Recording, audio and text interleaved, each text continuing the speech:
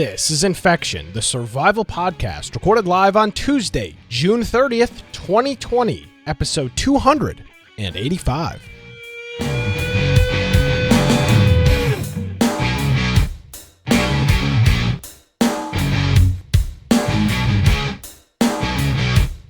Hello, ladies and gentlemen, boys and girls. Welcome to another episode of Infection, the survival podcast. Infection is your source for the latest information on survival video games. My name, as always, is Nick Craig. You can follow me on Twitter at Nicholas M. Craig, where you can check me out there. You can also check out our show notes at our website, infectionpodcast.com, as well. Joining me, as he does each and every week, the man who put the I in D-Live, Brian. There we go. Brian with an I, Aldridge. What's going on, my man? Hello. Not too much. Well, if you want to find me, of course, you can go to @BoiseComputer on Twitter. You're more than welcome also to go check out my blog at biteoftech.com. But most importantly, if you go to our website, go to infectionpodcast.com, you'll notice there's a number of icons along the right-hand side there. First of all, join our server on Discord. There's a channel that you could submit news. It's a free service, but we've got channels in there where people can, hang out, chat, video. They even have it where you can share video of gameplay. You can do voice chat, but it's really, really good. Probably the best voice chat service out there. So if you want to join that, that's a free thing to do on mobile or on your desktop. We also have our Steam group. If you want to get a notification before the live show starts, you should get a little pop-up in Steam if you happen to have it open when we're getting ready to start. And then we have a link to our YouTube, to our Twitch, our D-Live, and our BitChute. Also, we have our Infection Podcast Extras, and thank you to Judd for putting that together for us. And you're able to go through and watch some of our pre- and post-show on that channel. And then, of course, below that, we have all the podcast forums. That's our primary way that people listen. And if you are interested in listening to this after the fact, you can go through and use it on whatever kind of device. There's a lot of different platforms you can use that for. We also have show notes for every episode. So this will be 285 episodes of the show that you can go through. And if you want to listen to it or watch it after the fact, you can follow along with the show notes.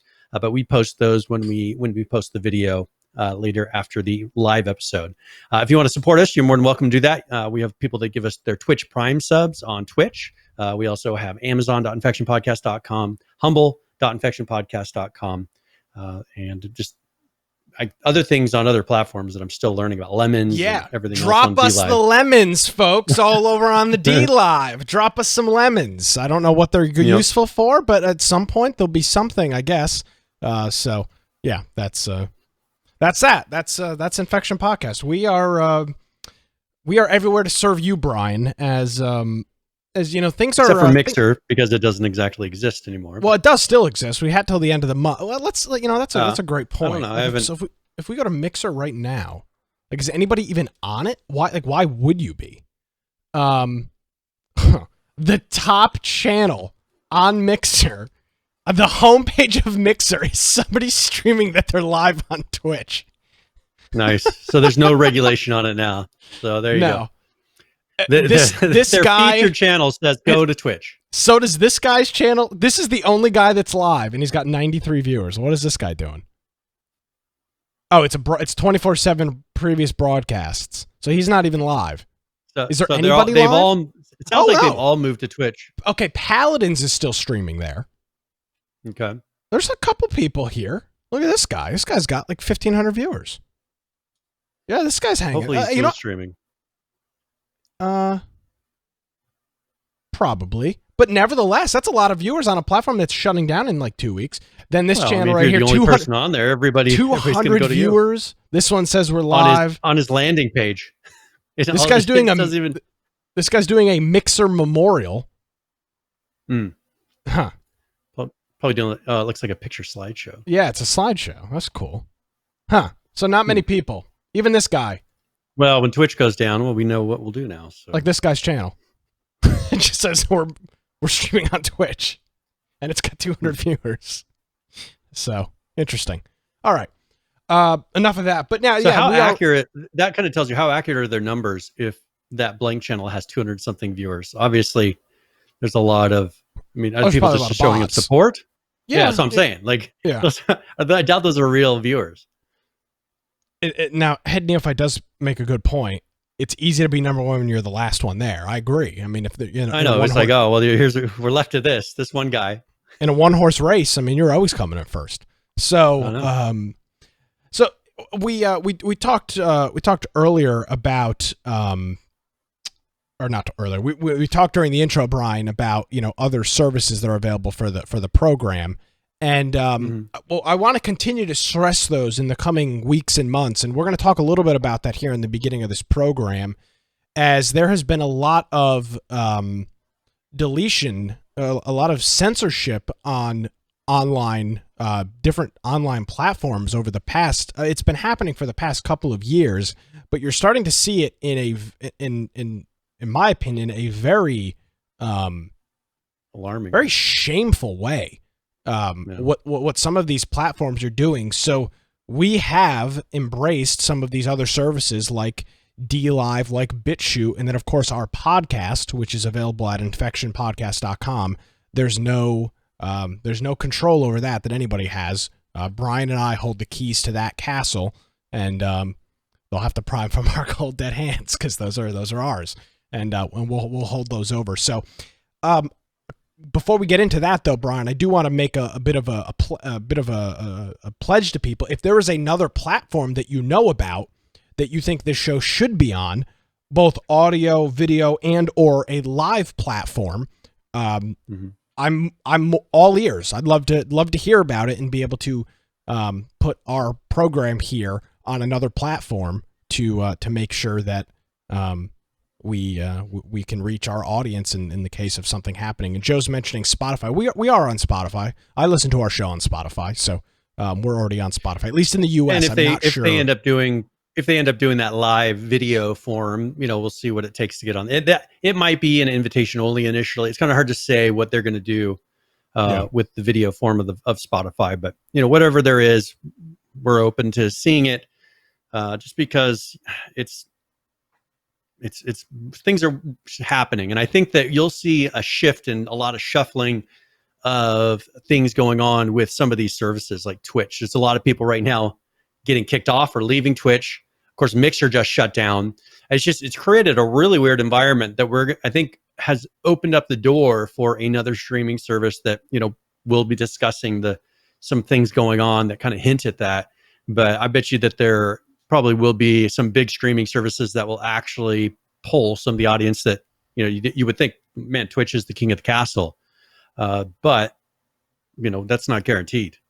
Well, and it's not. And I want to talk about a couple of those things here to start off the program. I don't want to lament on it too much, but I think it's important because it does affect, well, of course, this program and a lot of what happens in gaming now, Brian, is the impact that sites like Twitch and YouTube have on various video games. I mean, you see sponsored streams on some of these channels. You see, these key drops that different games like Escape from Tarkov have done. What was that? Was it Valor, where you could only get a copy of the game pretty much if you were watching a live stream? So there is a lot of there's a lot at stake for these platforms, and there's some crazy things going on here, including, Brian, this past week, Dr. Disrespect has been banned from Twitch. This came out of nowhere on, was it, I want to say it was like Wednesday or Thursday of last week, a couple days after our show. All of a sudden, his channel was gone. And there was a couple days of silence before he tweeted out, Twitch has notified me on a specific reason behind their decision of banning him. Firm handshakes to all the supporters during this difficult time. Dr. Disrespect. So he was in the middle of a stream. Again, I don't want to go through too much of it here. You can check this stuff out for yourself. But he was in the middle of a stream, Brian. You could tell something weird was going on by the way that he was acting. People were coming into his room. Of course, the rumor was, oh, he's getting swatted. That none of that has proven to be accurate in any way, shape, or form. But then the stream ends with him essentially, he's watching a Roblox stream, He's doing actually, I mean, it seems like more. He put on a video, right? But then he gets distracted. Like the video keeps going. He's no longer acting with the video. Yeah. Well, so he's watching. You this can is see. how it Look at ends. him. He's looking at. Okay. He's reading something right now. Hey, yeah. Christopher. Dun dun dun! You better not taunt me. How dare you? Fuck. You get to try Yeah, so that's how he ended his last stream. So he obviously knew something was going down. There's a video on, it's about an 8-minute video. He isn't really watching any of it. And then it ends with there was a point you can see the transition, the exact moment that he starts reading whatever it is. Yeah. Because he's all of a sudden telling a story, talking about, I don't know, some book or some movie or something. And then all of a sudden, like you can see, like he starts reading something, and then his whole demeanor changes. Yeah, I mean, he ends his stream he's just kind of looking around. He ends the stream with "fuck" and then cuts to his outro, which is not typically the way that I believe he ends his live streams. So there's a couple of things floating around. The big one is that him, Ninja, and Shroud are in the works with either themselves or somebody else to start a new streaming service. Twitch got wind of it, and that would be technically against his contract at Twitch. And that is the way. That's probably unless something's changed in the last couple of days, because I haven't been keeping up with it. That's the most plausible theory that I've seen at this point. There was a whole thing that he's been arrested for child porn and all this stuff. There's been no evidence that he's been arrested, charged with anything. So it doesn't appear to be any sort of serious legal issues. And the whole concept of him working on and it's Slasher, who's a stupid asshole, who thinks that he knows everything. He says it's a legal reason, but of course he won't say anything because he's a little bitch. So I don't believe it's anything legal because it would have leaked, in my opinion. And also that he tweeted that he was informed of the reason for Twitch's decision, which to me kind of lines up with this idea that he's working on something else, and that would be against his. Now, the one thing that's been kind of strange, though, is I've seen other streamers. Well, it seems like more wives of streamers coming in and like poking at him and just saying comments. Oh, I know what it is, but then not saying what it is. And it's like, there's all these people that are, I think they're just trying to get publicity because they know if they make any kind of a smart comment, it's going to be posted on all these gaming blogs, AKA news sites, that talk about all these little details of, this person, this famous streamer or this wife of this famous streamer said this, and and it goes into speculation, but no one really knows. I mean, it could be that they found out that he was having discussions with. I mean, it could very well be that, but we don't know. I think there will be a point when some announcements are made or something happens. I'm surprised that, first of all, I'm really surprised that Twitch has not made any kind of a statement. Well, it just kind of shows that them as a company, honestly, Brian, what it really shows, and the craziest thing is, now Dr. Disrespect is huge, right? He is one of the bigger. He's at least top 5% on the platform. He may even be higher than that, but he's at least top 5%. He can recover. What this really shows, Brian, is people that are on the fringe of Twitch that make a median salary a year, like in most of America, $40,000 or $50,000 a year is a median salary. You've got people that are making that on Twitch that have a decent sized audience, but they're not pulling in hundreds of thousands like Dr. Disrespect and those guys. What it really shows is Twitch is a terrible company to work for. Because but the fact that one of their biggest streamers, they're not even telling him why. And I misread that. I apologize. Twitch, he said in his tweet that Twitch has not informed him on the specific reason. I misread that earlier, so my apologies for that. But yeah, could you imagine being like Dr. Disrespect will be fine. If he's done anything right in his life, saving up money, he's already a multimillionaire based on what he's made in his advertising deals. But Brian, what about the guys that pull $40,000 or $50,000 a year, which is a median salary, at least in the United States? Is this the kind of company that you want to hold your key, your income, the support that you can provide for you and your family? That's a company can't do that to you legally in the United States. How many times has he been banned up to now? Before now, 2 or 3 times, I think. Are you sure? But they've been for specific reasons. I mean, he walked into a bathroom with a camera. Yeah, I mean, yeah. So there was that streaming service. That was the band that I know of when he was streaming, at the convention. Yes, he walked into the bathroom. Other than that, I thought it was that you got 3 bans before you could, before the permanent ban. Like you'd have 2 opportunities unless it was something so egregious. I would think that there would be, since this is a second ban, that there would be a process of you, because look at all the things that we've seen from other streamers that have gotten the ban for a couple days, or things that we've seen some streamers, animal abuse, nudity, lots of other things that has gotten 0 days of bans. Calling out an entire group of individuals and saying that they're equating them to the Nazis of the 1940s. Yeah, I mean, some egregious things have been said on this platform. But the thing that really, now Dr. Disrespect could be lying about Twitch not notifying him, but Twitch has made what it really shows is Twitch is a shitty company. Frankly, Brian, that's kind of what it really shows more than anything else.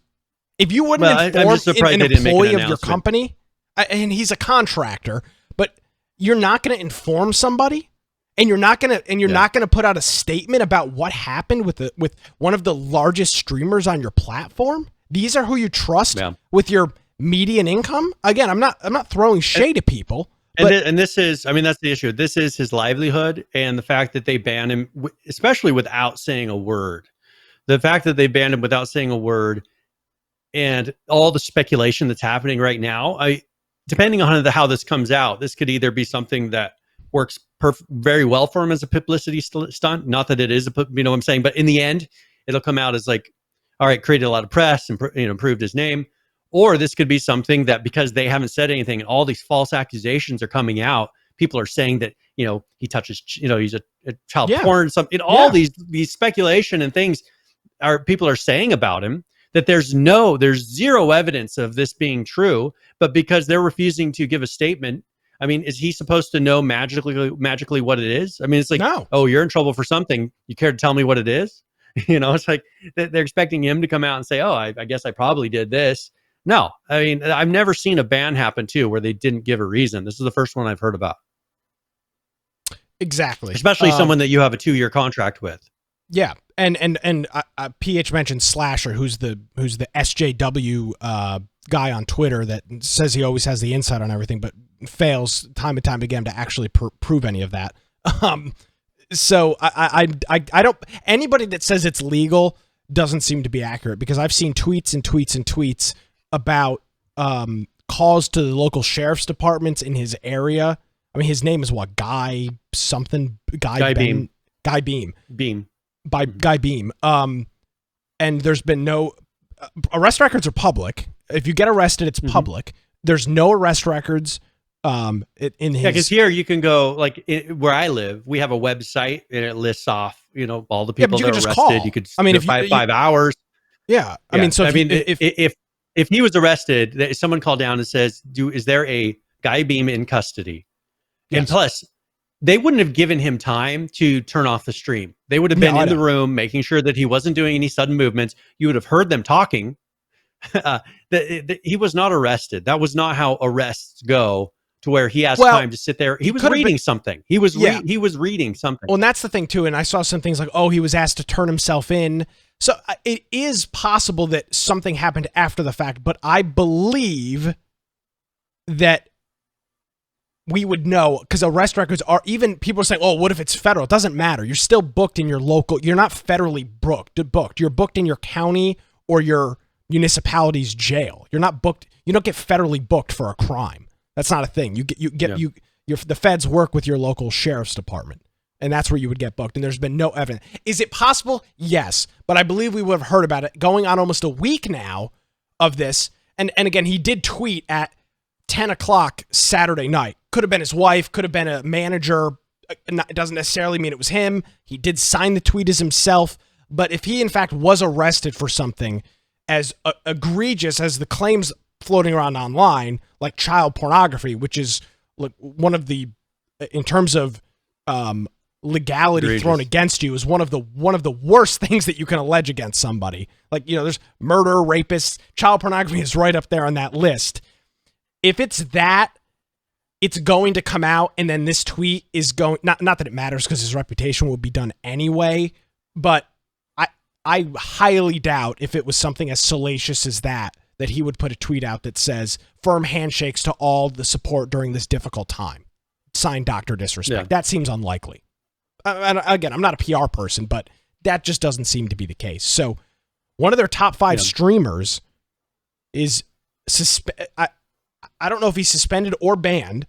I think he's banned at this point. Banned off the platform. Permanently banned is what they said. Permanently banned off the platform with no rationale given to, from what we understand, no rationale given to the content creator or the community. And that really just shows Twitch's true colors, Brian. And it goes on with some other things that they did this week that I know had you a little miffed. Yeah. One thing, I mean, I've been going back and forth with some organizations that I'm a member of, and there's been a lot of politics, right? And you and I, we try to stay out of politics. We do. Here on the show, we try to stay out of politics. And one issue that I've run into is we have organizations trying to force their way into our organizations and force very specific politics. And I don't care, personally, I don't care if someone's a Republican, Democrat. I don't care which side they're on. I care more of whether or not everyone's being respected. I'm more of a libertarian, personally. I mean, people will learn that about me if they talk to me. I believe that you can do whatever you want as long as you don't hurt someone else, right? As long as you're not harming or hindering anyone else.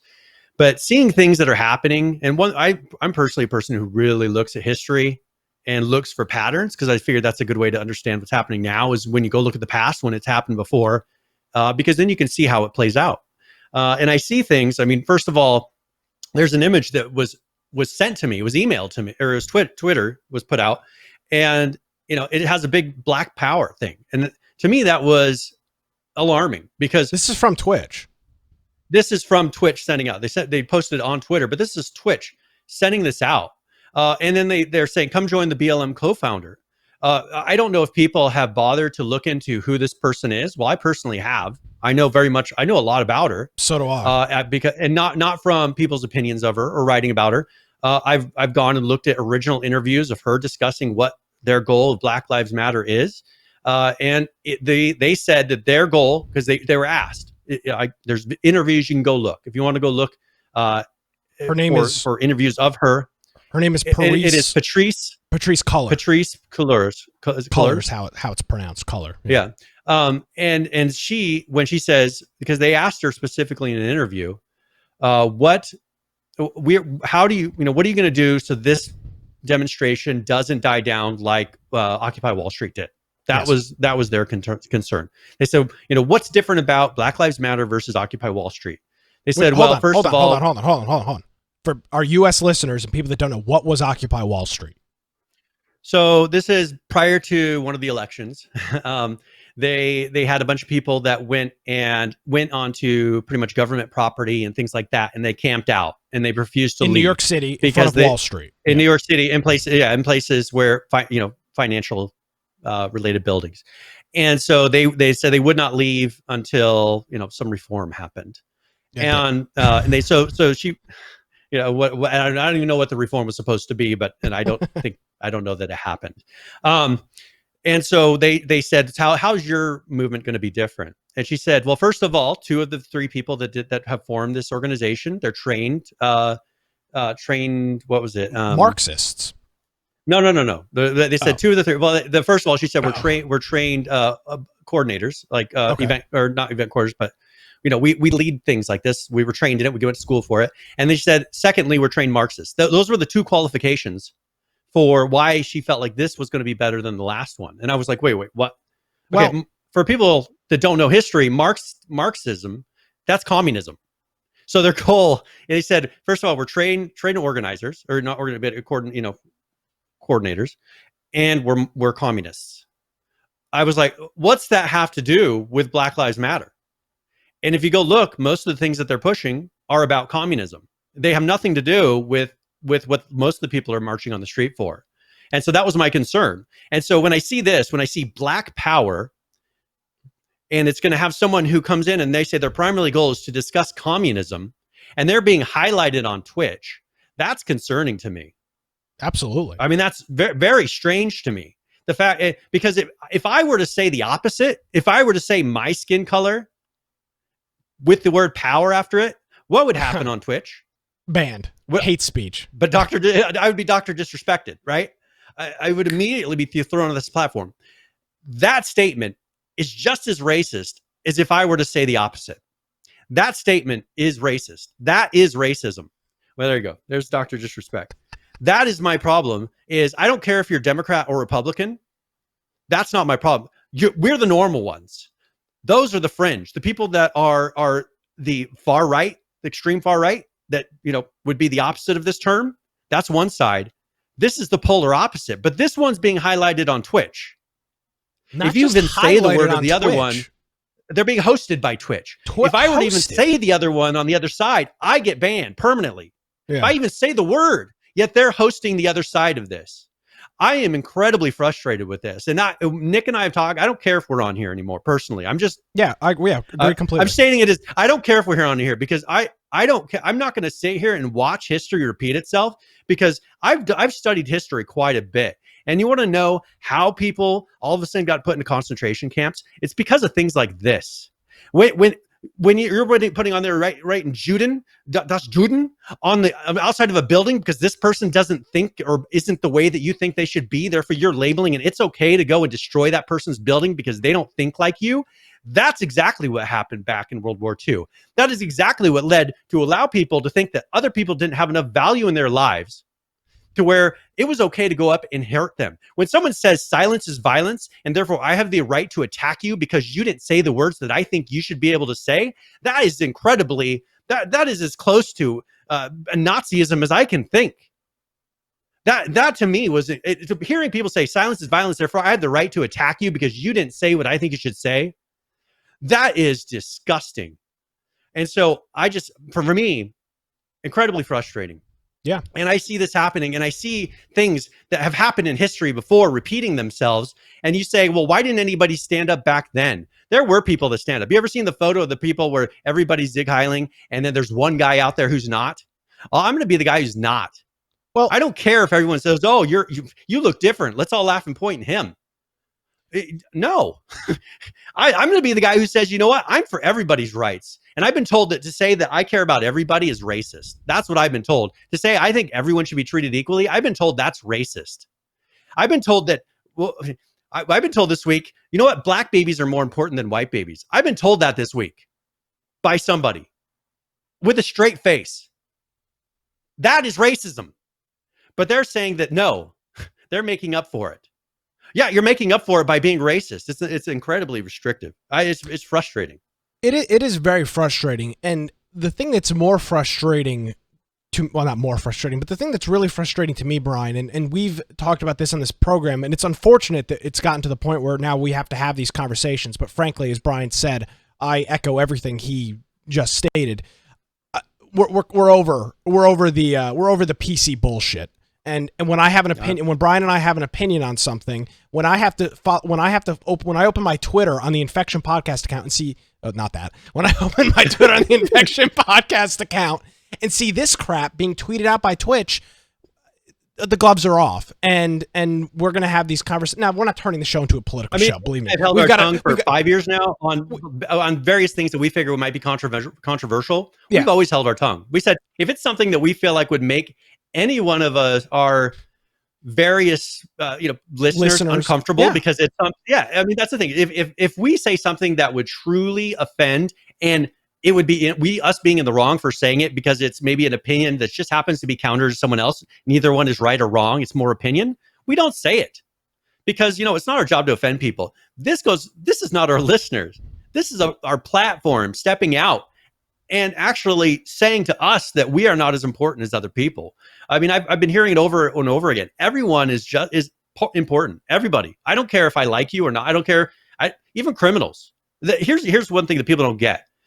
Even if you're a person who's a criminal, like the whole thing that started this with the man who was killed, Floyd, with him, regardless of who he was as a person, I mean, he could have been a slime ball of a person, but you know what? He didn't deserve to die. Exactly. He did not deserve to be killed. That police officer, when he put his knee on his neck and he gained control of that man, and then he took it, he kept it there and he took it to where he killed him. That was wrong. It's a police officer's duty for the second that he has control of them to then make it calm down, to, put him in the vehicle to control that. They didn't do that. They were wrong. But, you don't hear about that anymore. It's not what it's about. It's this. If you go look, if you want to go look when we've had riots, you'll magically find riots have happened every 4 years. For some reason, every 4 years we have these same riots. We had Occupy Wall Street. We seem to have a police death, and it only happens on election years. Yet look what it does to our society. Look at what it does to us. It turns people against people. I mean, right now we have people that I'm sure they're going to be mad at me for speaking my opinion on this. That's fine. I mean, I'd be happy to sit down and talk with anyone. I'm a person who deals 100% with facts and logic.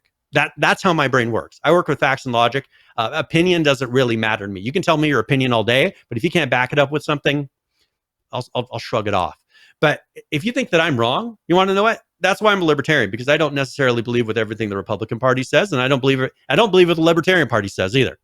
So, I'm as in the middle as you can possibly get, because I believe things out of both sides.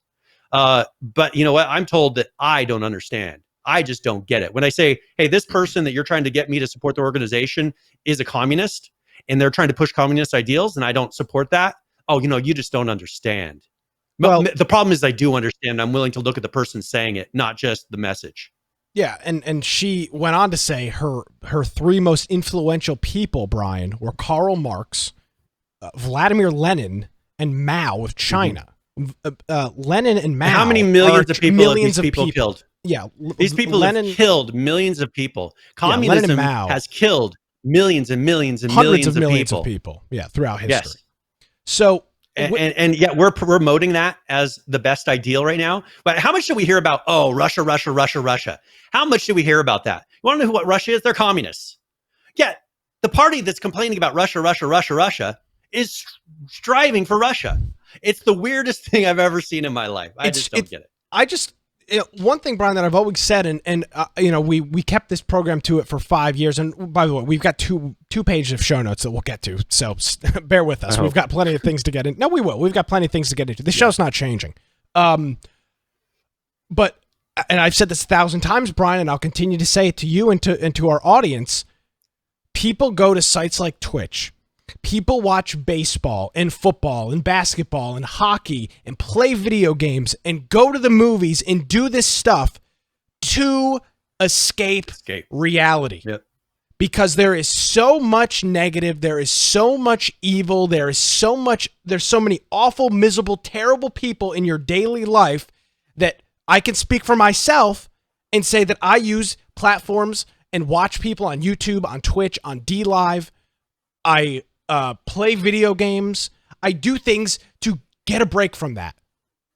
I worked in that industry for 3+ years since I've been living in North Carolina. I worked in it 24/7, 365, and I needed a break. Yeah, now it is stressful. The problem is when you're awake and you're looking and you're seeing these things happening, and you're like, don't you guys realize where this goes? Don't you realize the path that we're starting to walk down?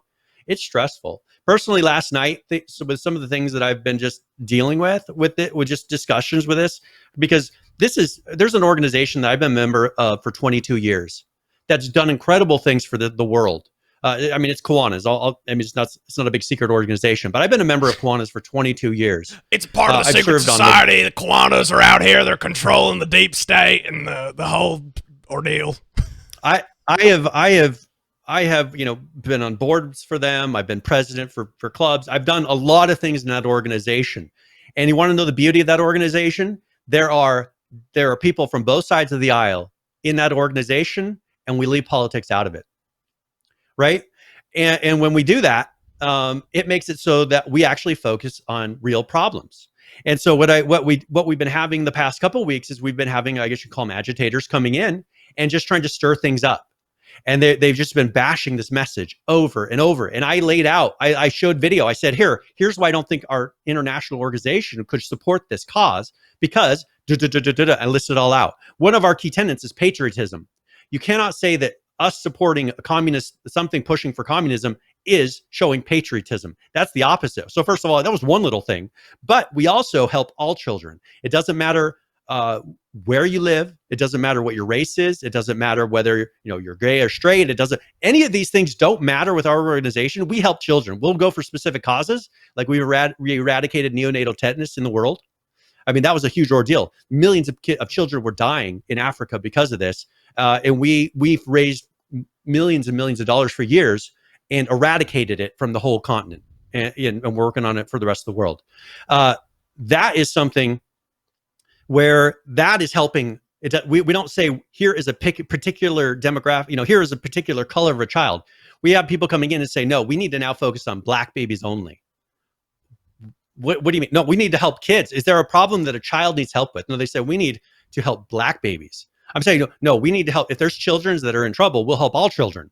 No, they said, no, we need to stop focusing on all. We need to focus on these because they're the ones that need it. I said, that's the most racist thing I've ever heard. For you to come and say that we need to say, particularly, we don't want to help other races. We're only helping one race. That is one of the most racist things I've ever heard. But they're saying it in the name of anti-racism. It's incredibly, it's silly. Completely. I want to thank a couple of people that just came in here with some subscriptions. Our friend Grizzard just gave away, resubscribed himself, and then gave away 1, 2, 3, 4, 5 tier 1 subscriptions here on Twitch. Thank you very much. Thank you very much. We greatly appreciate it. And then we also want to thank our friend Unicorn Joe for hitting us up with a 29-month resubscription here on Twitch as well. So we appreciate it, boys and girls. Really, it means a lot. So thank you for joining us here tonight and being part of that. Brian, I'm just really, really frustrated that things are getting so out of hand on it.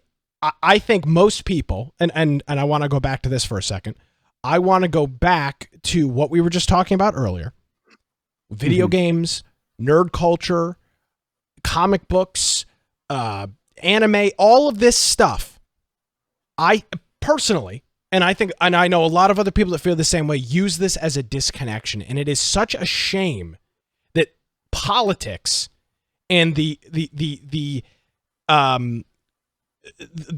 crazy thing that's going on and in the world, the division, the hate for one group versus the other, how has that slipped its way into, and we'll talk about Call of Duty, where when you open the game, it says Black Lives Matter. How has the division in the world morphed into video games and pop culture and Twitch and all these other platforms? How? Why have we allowed this to happen?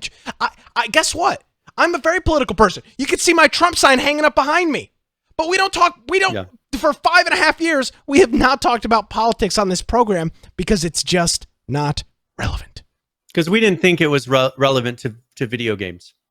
Honestly, because it's not. Well, because it's not relevant, Brian. But the thing is, it's forcing its way in. And the thing that's difficult when you say, I don't agree with Black Lives Matter, that's difficult to say because the people that say I agree with, that are siding with Black Lives Matter don't even realize what it means. They don't understand that its primary goal of the organization is promoting communism. They don't understand that. And so now you see all these things that, if you want to ask somebody, okay, when you see that, what's it make you think? Oh, I think, there's unfairness, things are unjust, and we want to see it change. That's not the goal of the organization. I've asked people, I said, well, why don't you come up with a different slogan? I understand that slogan, but it's been hijacked by another organization that has nothing to do with people's race. It's purely about politics and about communism and people that are wanting to promote Marxism and anarchy in the United States. That's all that they want. Well, the problem is they say, oh, but you don't agree that Black Lives Matter? No, I think Black Lives Matter just as much as any other person's life. My sister lives in a country full time. I don't get to live with my sister and my niece and my nephews. I don't get to see them for years at a time because they live in a country that is a primarily Black country. And they run hospital there, they run a school there, they do everything they can to try to help them and make them a better, more healthier society.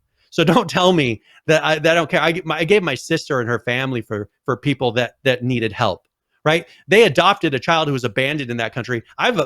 Nobody knows this, but I have a Black niece. Nobody knows this.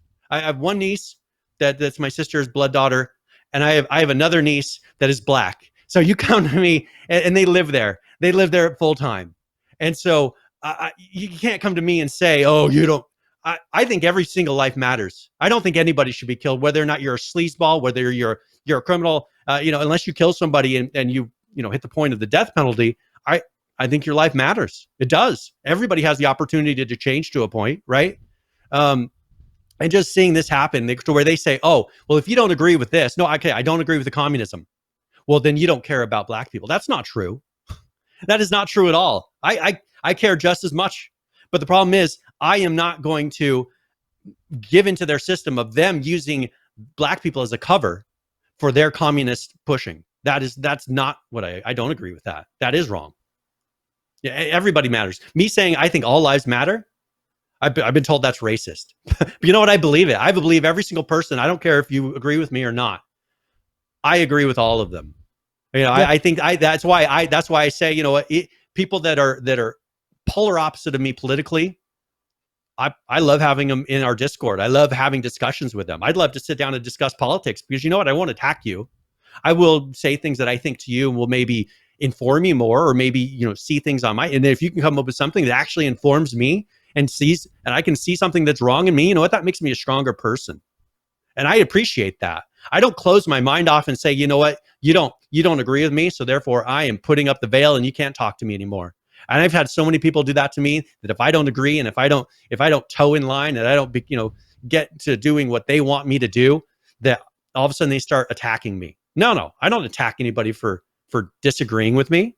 If you can come up with a logical argument, I'll have a sit down and have a discussion with you. And I don't see that happening with a lot of people. And I think that we would be in a lot better place in society today if we would sit down and have a discussion with people. You sit down and say, hey, you and I don't agree. Like, what's this about? Like, what is it that I'm missing from your point of view? Or what is it maybe to where you could see more of my perspective? People need to sit down and do that. I don't see that happening. People just yelling at each other because it's a politic year. It's an election year. It disgusts me. Like every 4 years we have this stupid stuff going on. And I'm tired of it. The problem is I'm getting old enough to where I see these patterns repeating over and over and over again. I've been through enough elections now to where I see the exact same thing happening over and over again. And I realize it has nothing to do with helping people. It's 100% to do with politics. And you know what? After the election's done, it's going to magically disappear and not be a problem anymore. It will not be fixed. Whatever this conceived problem is will not be fixed. And then 4 years from now, it all of a sudden be the biggest problem on earth again. And I'm sick of it. Like, just get over it. Like, let's either make substantial change, figure out how am I going to make change happen to where what I think is right is legally put in place, or realize that if it's not important to you to not matter every 4 years, except for every 4 years, leave it alone. Right? I mean, it's just annoying. And that's the thing is I'm getting older, I'm seeing it, and it just drives me crazy. And I know I try not to let it affect my day, but when you just see the things crumbling around you, it frustrates me. It makes me concerned. I want for the children that come after me, I want this world to be as nice of a place as what I lived in. And whatever it takes to get there. And if there are some children that aren't having the opportunity for that to happen, then let's figure out what we can do to make it happen for them as well, so they can have the childhood that I had.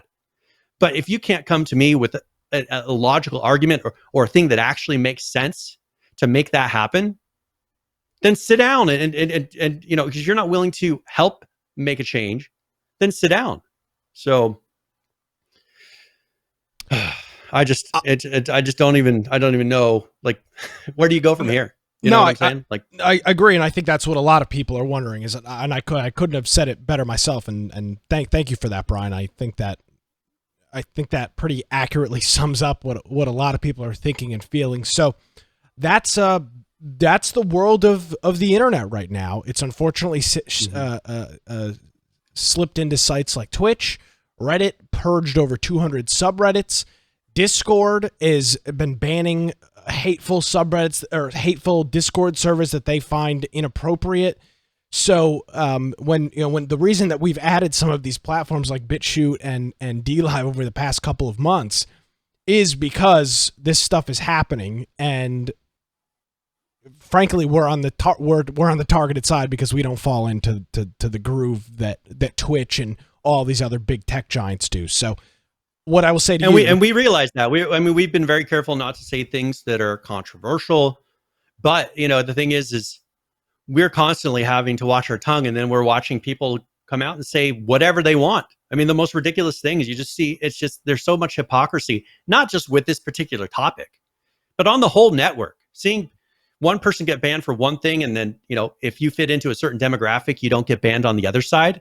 Everyone should be treated equally. Well, I know if someone says something that's true hate speech, and you ban hate speech on your network, no matter who says it, ban it. But right now, only certain people who are labeled, as either they're on the approved list or in the not approved list. It determines what you can say.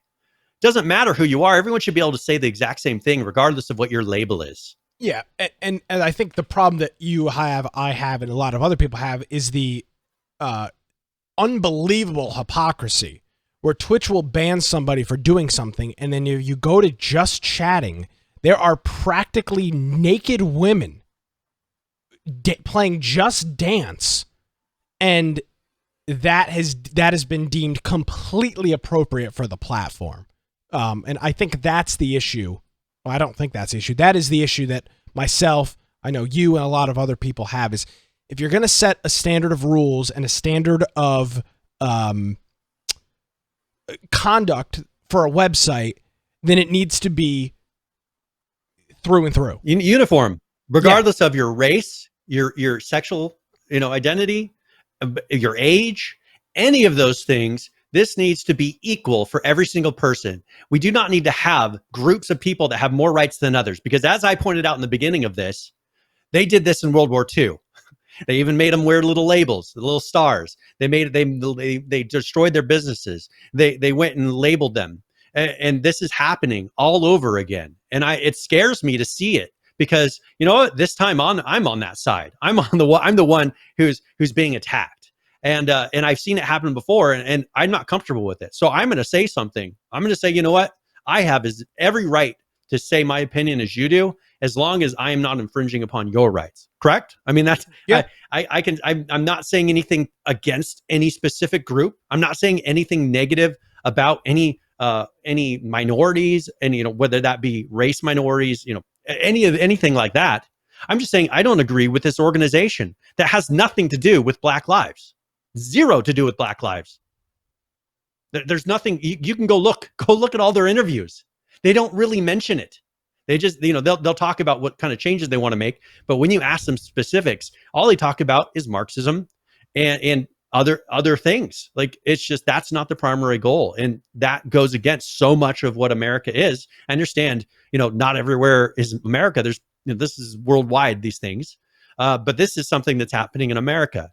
And it's disturbing. And I think that people should be aware. If anything, next time you read an article, step back and look at it from the bigger picture. Try to get your bias out of it, because that's the difficult thing, is getting our personal bias out of things when we look at the news and we look at things that are happening, and look at what you think might really be happening.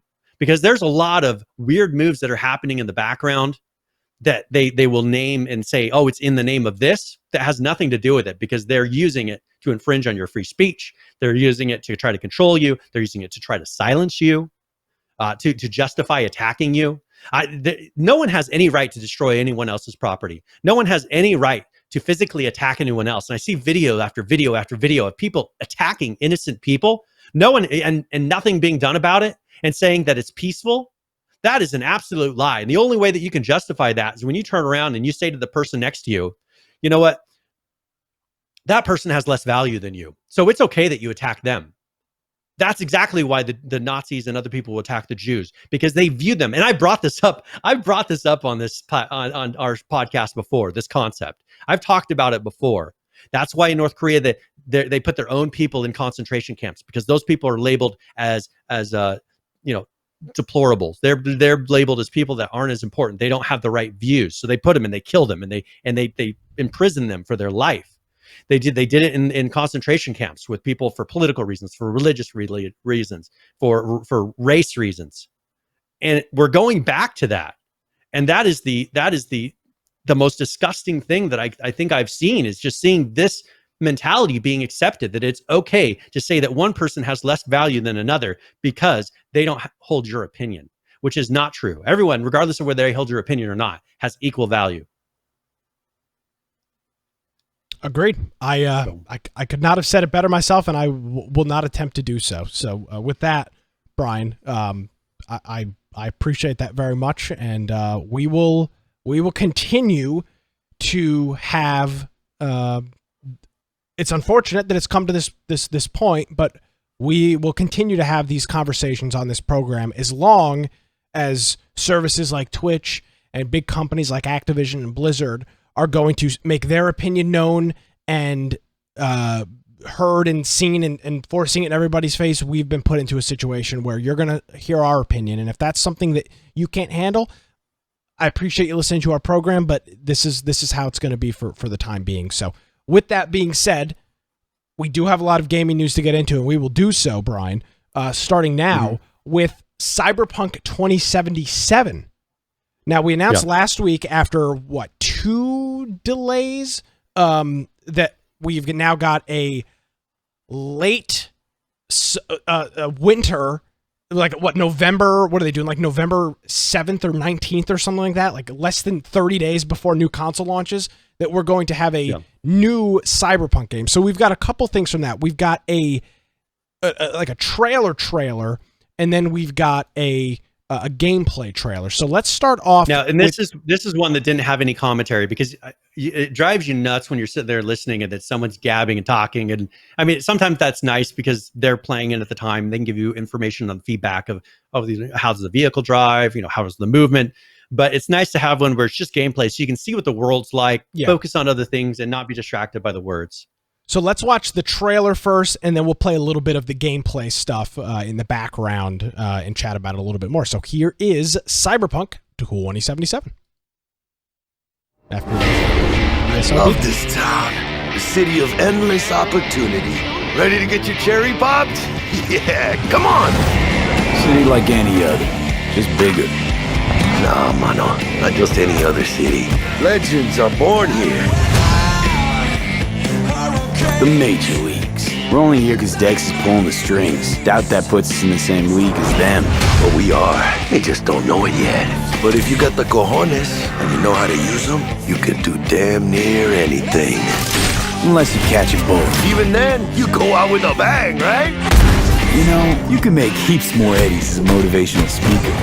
Yo, Mr. V, a pleasure. So what's the gig, Dex?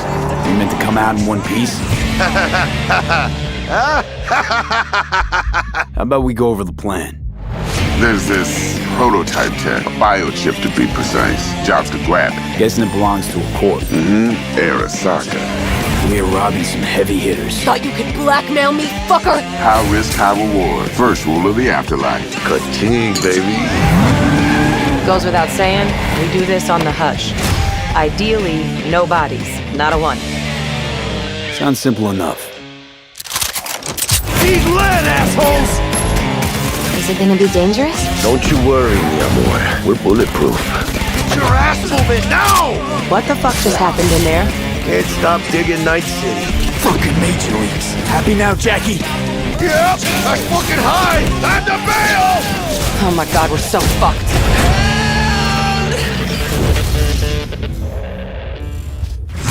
Dex, what the fuck? Can't risk it, V. And you, who are you? Fuck. Jesus. Look, the language a little graphic there in the Cyberpunk trailer, Brian. But it does set the tone of what the game is going to be. It's going to be an edgy literally cyberpunk, but an edgy cyberpunkish not gruesome isn't the right word to use, but just a game with a very, very rough edge. And they're making that clear in their trailer. November 19th, it will be out. Remain to be seen. I'm still going to say it, Brian. I'm going to stand by my prediction. I think this game is going to be a flop. I don't have any other. Maybe I can convince you differently. Just because I've been looking what people, unless you've played it. Okay, I'm taking the words of other people that have played it. Okay. That always works out well. Okay. Okay. I know it seems like a little bit of hypocrisy after Last of Us, Brian. The Last of Us 2. After The Last of Us 2, 10 out of 10s for everybody. I understand that may seem crazy, but I just from opinion. Okay, first of all, Skill Up, one of the only guys who gave an honest opinion of The Last of Us 2, right? He was the only person who really said, hey, here's what I really think of this game. And he was the only one who didn't give a 10 out of 10. Okay. He said that this game, the way that it felt and some of the way that the world was filled and just how intense it was, he said that it was amazing. So some people that have played it have said that it is just an amazing game, just jam-packed with the world level design, the way the quest works. It's almost overwhelming, he said, just because it's so much. It's just so intense the whole time. It's not like a casual layback, relaxed game. Well, it's intense the whole time. And Grizzard makes a good point. Let me give you my point here. I don't mean flops in terms of sales. This game is going to this might be one of the highest grossing games of all time. But we've seen games that sell really well and then just fall flat on their face. Now, I'm not comparing this to Fallout 76 in terms of the game, but that was in a game that had a lot of enthusiasm leading up to it, and it turned out to be a game that people just frankly did not want to play after getting into it. Now, I'm not saying Cyberpunk is going to be that, Brian, but after multiple delays, after the way that they last minute canceled a PAX event, I'm a little hesitant. Yeah. I'm not saying the game is going to suck, and no point am I saying that. I just do not believe at this point the game is going to be able to live up to its hype. I just personally don't believe that. Yeah. That's all. Here's the thing. I pray to Christ that I am wrong, because I want to play and love the Cyberpunk game. This kind of story, Brian, this badass futuristic story is like the game that was built for me to play. But you get to a point with lead up, you get to the point with expectations. This is a 15-minute gameplay trailer. How indicative is this of the entire 40, 50, 60-hour game story that this is going to be, plus all the open world stuff? I just don't know. That's true. So all I'm trying to do is manage my expectations and hopefully manage some of your expectations as a listener of this program. I hope that this game is not a flop. My main hope, because like Support Heroes bringing up in chat, this is by the same people that put out The Witcher, which was an amazing game. As long as they follow the same principles in this game, I think that there's a lot of hope for it. And if this is the reason that they truly delayed it, is because it needed to meet a specific mark, as far as quality and everything, then that could be why. I have more hope for this than I do with The Last of Us 2. And you know how much I was looking forward to The Last of Us 2. Like, that was going to be one of the biggest games that I wanted to play. So I understand, that the studios can drop the ball and release something that's not even close to what you're hoping for. I just hope that this is expansive and challenges GTA 6 on the level of open world, because I love open world. Like, because that's what I really don't like about The Last of Us 2 is how boxed in it is and how you can't really go back to the places that you were at before. I like that you can. I want to be able to walk in, okay, kind of like Red Dead Redemption 2. I want to be able to walk into this club, sit down, and like see, like feel like the world is actually going around and it's not on a loop. And that's what I felt like with The Last of Us 2. Weren't we in this situation in Seattle last year? This exact situation with all these people dressed up. Yeah, it was pretty much. Yeah, so, and Daddy English is bringing up, that wasn't sandbox, and so that and I didn't expect that going into. I was hoping they were going to make it they did expand it a little bit more, but what I want is more of a GTA, like whatever GTA 6 is probably going to be. I want them to be aiming for that level of quality. I hope so. Or, like a modern day GTA 5. Yeah, I hope so. And I tell you what, if I were Rockstar, I'd probably be a little concerned. Not a little. I would be very concerned with this game coming out because finally someone who's actually able to compete with your level of quality, which is good. I mean, it's good because we've seen with competition, it just drives them to produce something even better. And this will do nothing but make it a better product. It is crazy to me that GTA, which came out in 2012 or 2013, is still, now I know it came out on the PC a little bit later, but is still as widespread played of a game as it is. There is not many games from literally, the GTA came out in the last generation of consoles, the Xbox 360 and PS3. That's when GTA 5 came out. And it is still one of the most played games on PC to this day, and it's played very well played on consoles as well. So if I were Rockstar, this has got to be a little unnerving waiting for this to come out and seeing what the reception is, because in all likelihood, if this does nothing else, it will likely kill a lot of the GTA stuff. Now the multiplayer is going to be out delayed out at least a year. We don't have it until late 2021 at this point.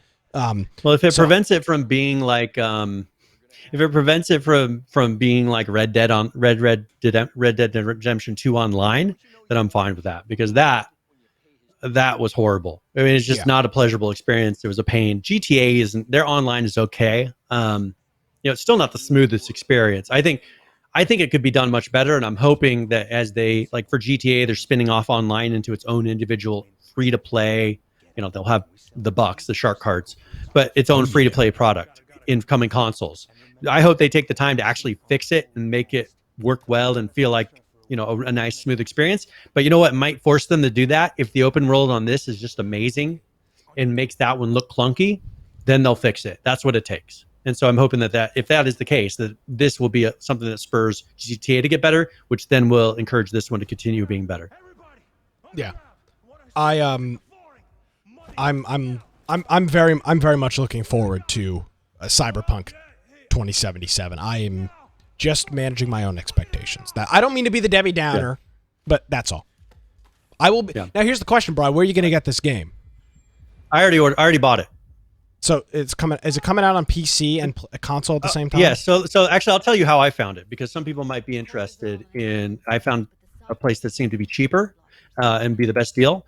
So if you go to GOG.com, CD Projekt Red is the one who makes that, and they own GOG. Yeah.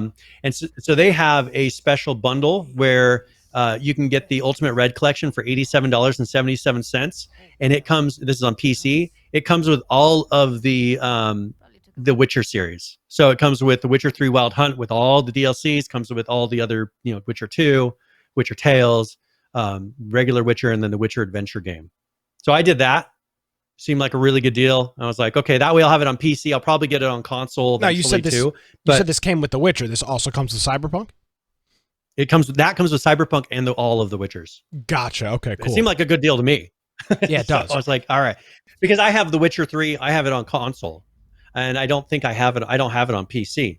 But with modding, I'm hoping that if they're going to have modding in Cyberpunk and it's actually going to be something good, we always know that modding is generally better on PC. So I wanted to make sure I had a PC copy. Yes, sir. Well, I will be picking this up in the next couple months as well. I did see this floating around. This does seem to be a pretty good deal. All right. So that's Cyberpunk. At least The Witcher 3 kind of paid for at least half of that value. Oh yeah, and of course Cyberpunk will be a $60 title. So yeah, you're in business with that. All right, with that being said, that is Cyberpunk. 2 new video trailers. The links for that, of course, will be on our website, infectionpodcast.com. let's jump into some more survival stuff here, Brian. Dead Matter has got an update out late last week. This is their June 26th update. And it just says, hey, survivors continuing to promise to post weekly updates leading up to the closed alpha. We will again like to thank the backers rather, for the people that have supported it. And then there's another green vlog. in your diet. Sorry. Yeah. And they're working on another vlog, so we'll have one of those out shortly, which will be cool. Couple things that they've worked on here is this is something I haven't seen before, Brian. Clocks in game that are accurate to the time in the world, which is not something I have ever even looked at, but every game I've seen has clocks, but I've never. But they're always some like generic time. I've never attributed one to the other, but that's going to be kind of cool to see an in-game clock referencing the whatchamacallit, the actual in-game time. That's super neat. Yeah, and that's some of the cool features. That's one interesting thing that I've seen with things that they've been putting in Dead Matter is a lot of those little details. Interacting with things. They've gone like out of their way to make the world seem dynamic. I mean, they're showing off, so they show the clocks. And did you see below that where they show working with like electricity and things like that? Yeah, so there's a couple of videos on here where they show the power setup. There's a fuse box outside that you turn on or off to toggle the power on. It's not just a switch. So they've got that. They're showing the campfire mechanic here of crafting wooden planks and that whole system, which is pretty cool. The plank animation seems kind of neat. Then there's some more inventory stuff, which they just were working on. This is cool. Lighting the fire. This anybody that's ever lit an actual campfire. Yeah, the initial plume when you get the fire started, they've got that in there pretty well. Fire looks pretty good for what it is. One thing I want to see is like in open world games where there's a lot of players. I wish smoke was more like this, because when have you seen in a survival game to where like you can really see someone's campfire from a distance off? Generally, you don't see smoke coming out of the top of it. I've never seen. You'll see light coming off of it, from a certain distance, but I've never seen like a plume of smoke coming out of it that maybe will give away your location. No, I don't believe I've seen that either. So that's cool that they've added it seemed like that. that seemed like a nice feature. And here they've got an animation of the campfire actually burning out, so you can see it getting duller and duller and duller, and then it finally smokes itself out at the end, which is cool. They've added that go-kart track that we talked about. We've got some more screenshots of that. A little Mario Kart action going on. A very small two-stroke like Harbor Freight style engine on the side of this thing. The gas, you were straddling the gas with your legs by the looks. Well, no, I guess that's not the gas. The gas on top. I don't know what is in this cylinder thing in the middle. Some sort of liquid, I would presume.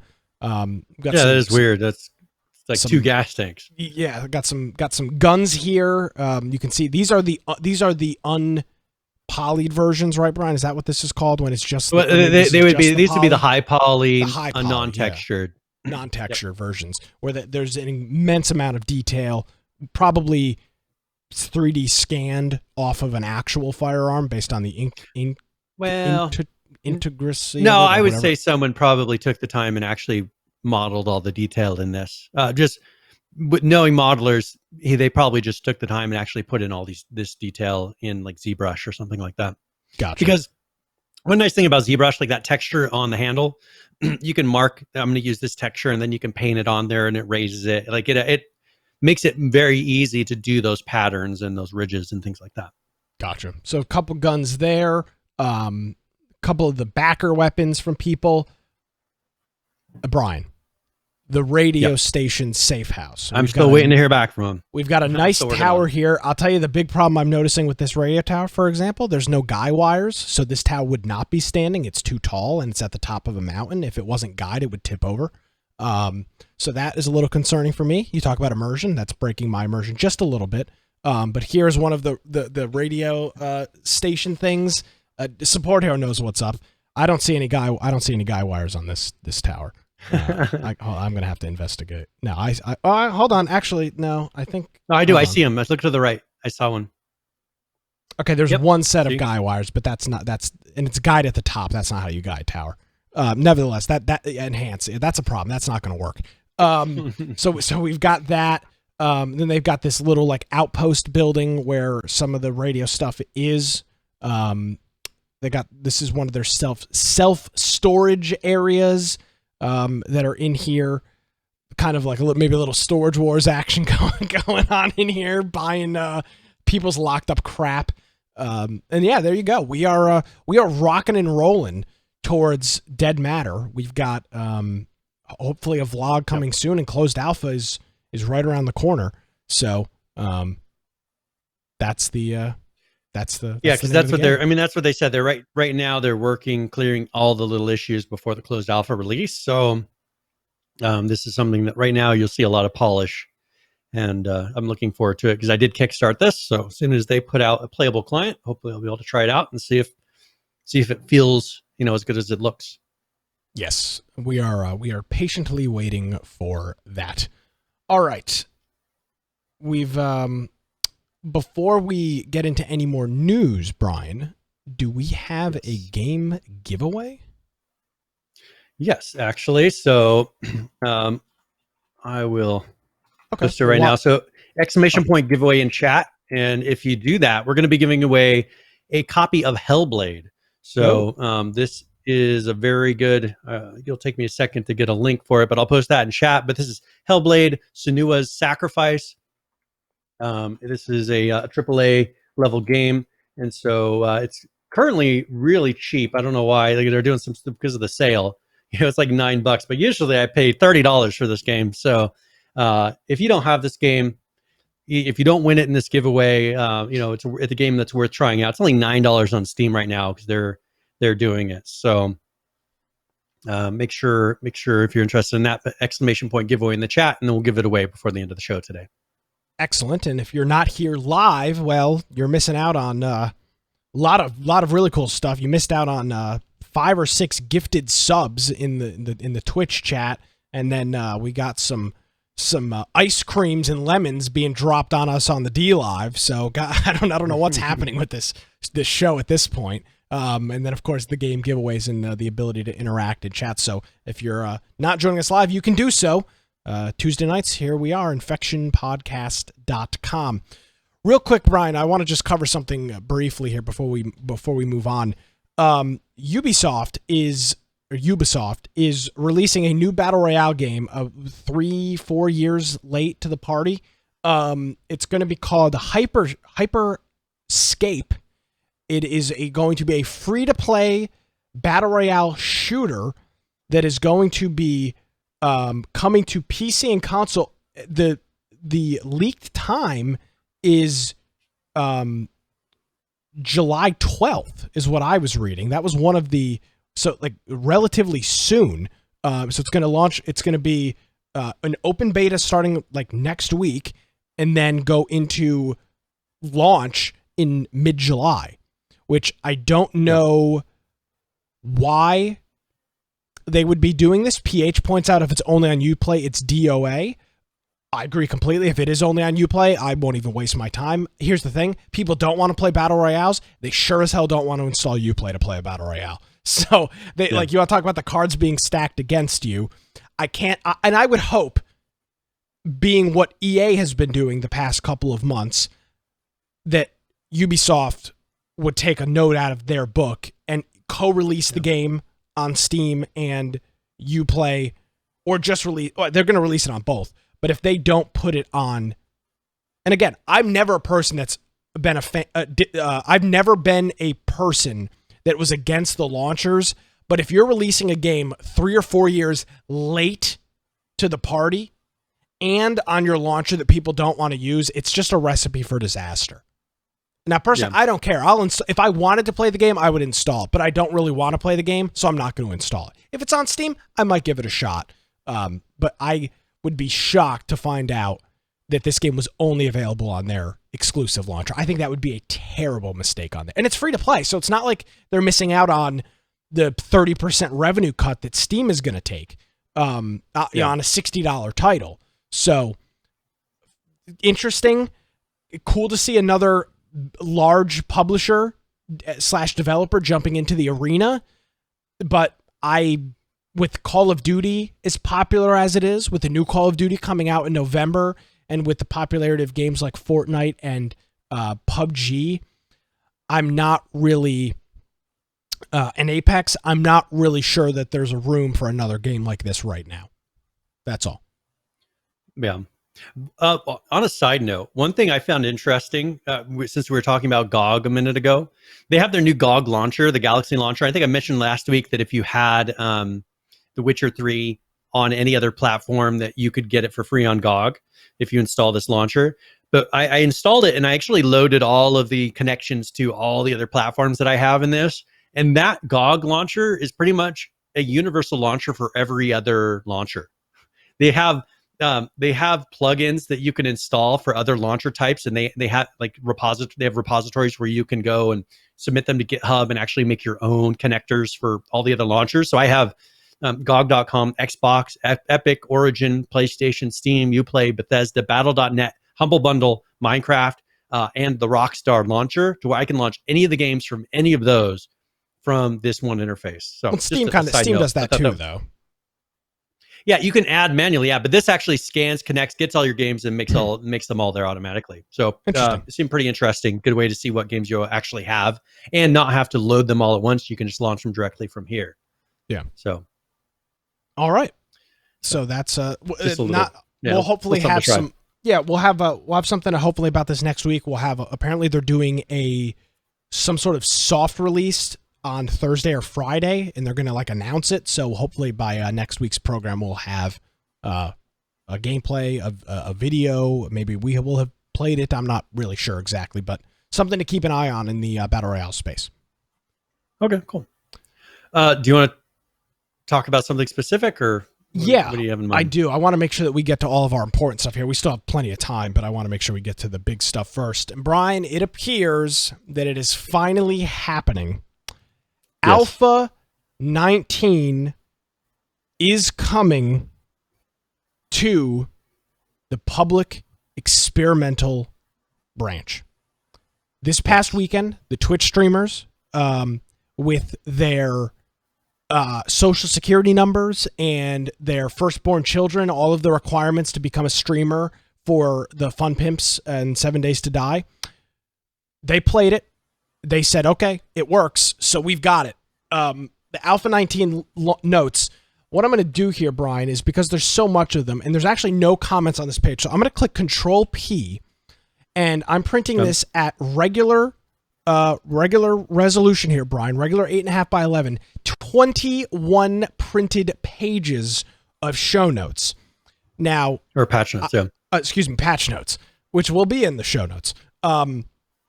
I love patch notes as much as the next guy.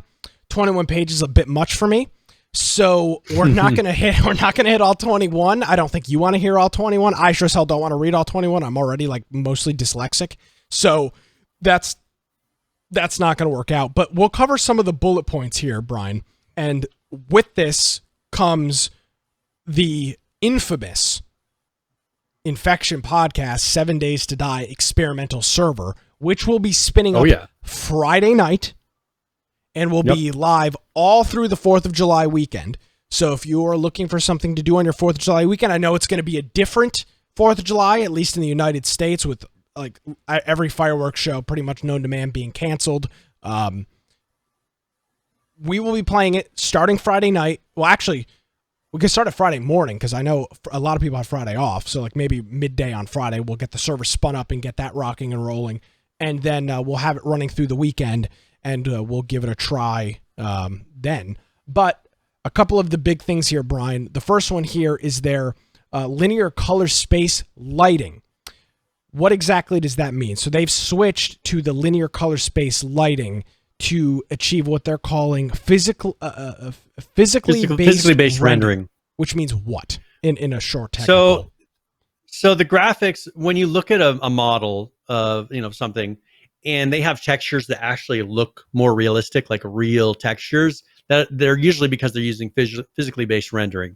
It uses a lot less space. It's more dynamic, but it's a much better way. You'll see that the models actually look a lot better. The details will look a lot better. So, and it should look better with the lights, like they're talking about the lighting on those things, the normal maps. It should just make it to where, compared to the old 7 Days to Die, the individual textures, the coloring, the lighting, and how they reflect off of those objects should look much better. So that is a big thing, and you know, we've said this a million times. The way that a game looks is obviously important, but it's big for your first impression. So even, you know, and this is, I think, has been 7 Days to Die's problem since day one, is once you get into the game, you realize how amazing it is. But I think for a lot of people, the lighting and the graphics were such a turnoff for such a period of time that they wouldn't get far enough into the game to realize that, oh, this is actually a really cool game. So that is, that is one thing that will be there now. They've added an interactive loading screen, Brian, so there's going to be some different things going on with that. If you're a controller person, they've got improved gamepad support on a whole bunch of different controllers. So if that is your platform of interface, you can use that. They've got a couple new things for their survival and critical injury system. So they gutted the old interactive survival system, that's what handled your health and stamina bars, because they said it was too confusing. So they've replaced all of that with a brand new system, and that includes, this is their new critical injury. So they've got abrasions, which would typically be like a scrape, a very, in the real world, an abrasion is just a small cut, a scrape, something like that, nothing that's going to kill you. Then you've got a sprained or a broken arm, of course, you know what that is, a sprained or a broken leg, a deep laceration, which would be a deep cut, something that would cause an issue, something that you would be having both blood which loss require from. like a first aid kit or a sewing kit to be able to sew up the injury. Yeah, so a huge gash in your leg or arm, that would be a deep laceration. Mm-hmm. A concussion, which I don't know if they had concussions in the past. I don't really remember there being. I know you could get drunk and that would screw your vision up, but I don't know about I don't think there was actual concussions though. So that's cool. So if you get hit in the head and whatnot, you could kind of get stunned. And then of course infections, which is something that enemies do not cause directly, but there's a chance of infection based on certain things. For example, if you have a laceration and don't get it cured, or if you've got a certain condition and not getting that cured, that would be something that could lead to an infection, like we've seen in a lot of other games. So we've got that. They've added food and water bars to the player's belt inventory. So they've moved that, which was always a problem, forgetting to eat. And so they've added that now. There's 2 bars under the inventory. There's one on the left, which I believe is food, and then one on the right that is water. So they've got that. They've HD-ified a bunch of characters, a bunch of zombies. Trader Jen and Joel finally is going to exist and maybe have a voice. I don't know. It doesn't say voice. This is just the character. I think later. I think they give her a voice. We'll find. I think it's later in the notes. Okay. Well, maybe you can read ahead and find that for us. I'm scrolling. I'm looking. They've added a dynamic music system, which is cool. That they've worked with a production company to make the music more dynamic, which I don't remember the music being bad thing prior, so not sure that's the biggest but it was thing probably repetitive. I mean, it added to the atmosphere, but I think they're going for a lot more variety on this now. So they've added that. Loot distribution has been smoothed out so that you do not find end game loot too soon, and you have more upgrades to look forward to. So they're trying to balance things out, and then they've got the 4 levels of tech in game. So you've got 1 through 11, which is primitive tools. Then 12 through 50, which is iron or similar melee items, and then 50 through 90, which would be your Tech 2. These are melee items like bows and armors and pump action shotguns, and then your Tier 3, which is 91 plus, which is your more advanced firearms like the M60, the chain fed guns, and then the sniper rifle. So they've got 4 different tech tiers 0, 1, 2, and 3. Enemy progression has been rebalanced. The chosen game difficulty no longer affects the game staged value and player parties. The accumulation of a player's party combines to some of that enemy progression, balance, and toughness. So they've worked on that. They've adjusted the on-screen sprite system to help players more easily locate important items in the world, such as a fetch quest container, player backpacks, spears, and more. So working on some in-game sprites that may have been hard to catch from time to time. Quest improvements. They've improved all kinds of quests. The sprites, of course, the digging quests, and then the opening routes where you have to just go through and like clear out a house. Whole bunch of new things on world and locations. They've added the new desert. Well, just to remind people, with this game, it auto-generates the world. Yeah. So what they go through is they add biomes, first of all. So you have all your biomes for, winter, the desert, something that has snow. But then also inside of those, they'll have different biomes. So like they'll have like a desert business, some development, like a modern development in the snow biome. They'll have certain things that will sit properly in that type of biome to give it that variety. And it auto-generates and lays out the roads and all the different cities. It does a pretty amazing job when you get in there and actually look at how these maps are all put together. And that's been something they've been improving over, I think, the last two alphas, when they kind of reworked the whole generation system for the layout of the world. So to go through these really quick, here's some of the new POI, the new areas that will generate. So they've added a new desert business development, a new snow modern development, a forest old housing development, a desert modern housing development, a desert old housing development. The desert city of departure has been updated. The snowy city of Parishinton has been updated. The wasteland city of Gravelstown has been updated, and then some trader locations have been moved around as well. They talk about all the new items that they've added, including locations, 2 different grocery stores, 2 new gun stores, 2 new pharmacies, 2 hardware stores, clothing stores, electronics stores, 7 new ranger stations, and a whole bunch of other things that they've added through there. Environmental art, Brian, this is a big thing as well. Snow trees they've updated, burnt trees. They've added a new sky system, which I think we showed a video on a couple weeks ago. They've added a new fog system. They've updated textures, and then they've pretty much redone and revamped all of the commercial store POIs to look better on the outside, look better on the inside, and also include some more loot containers for an even loot distribution. New weapons and items. They've added the Desert Volter, which is a 44 Magnum pistol. They've added the automatic shotgun, which is a tier 3, the sniper rifle, which is a tier 3, and then the impact driver, which is a tier 3 as well. The impact driver is like a gun, not a gun, like a mechanic's gun. Tool. It's an impact driver. It's a tool, exactly. The tier 2, they've added the ratchet and the tactical assault rifle. And then on tech level 1, they've added the robotic sledge, and then the blunderbuss, which is the new weapon as well. They said that's not a new weapon, but they, with their loot rebalance, I think they've just kind of reworked some of it. So gotcha. I guess I don't remember seeing the blunderbuss in there, but supposedly it's been in there before. Okay, cool. They've added a bunch of new candies with all short-term modifications. The Atomic Junkie. I'm not going to read through all these. I'm just going to read the names. They've got the Atomic Junkie, the Covert Cats, the Eye Candy, the Hackers, the Health Bar, the Jailbreakers, Nerd Tats, the Shiz Drops, Rockbusters, Skull Crushers, and Sugar Butts. They all give you various short-term in-game modifiers for different skills and perks across your different stats that you've got. They've added a whole bunch of new perks, Brian, including a Bar Brawler. These are their book sets. Bar Brawler, there's about half a dozen things in there. Spear Hunter, there's a whole bunch of things in there. Tech Junkie, there's a whole bunch of things in there as well. They've done some rebalancing of perks.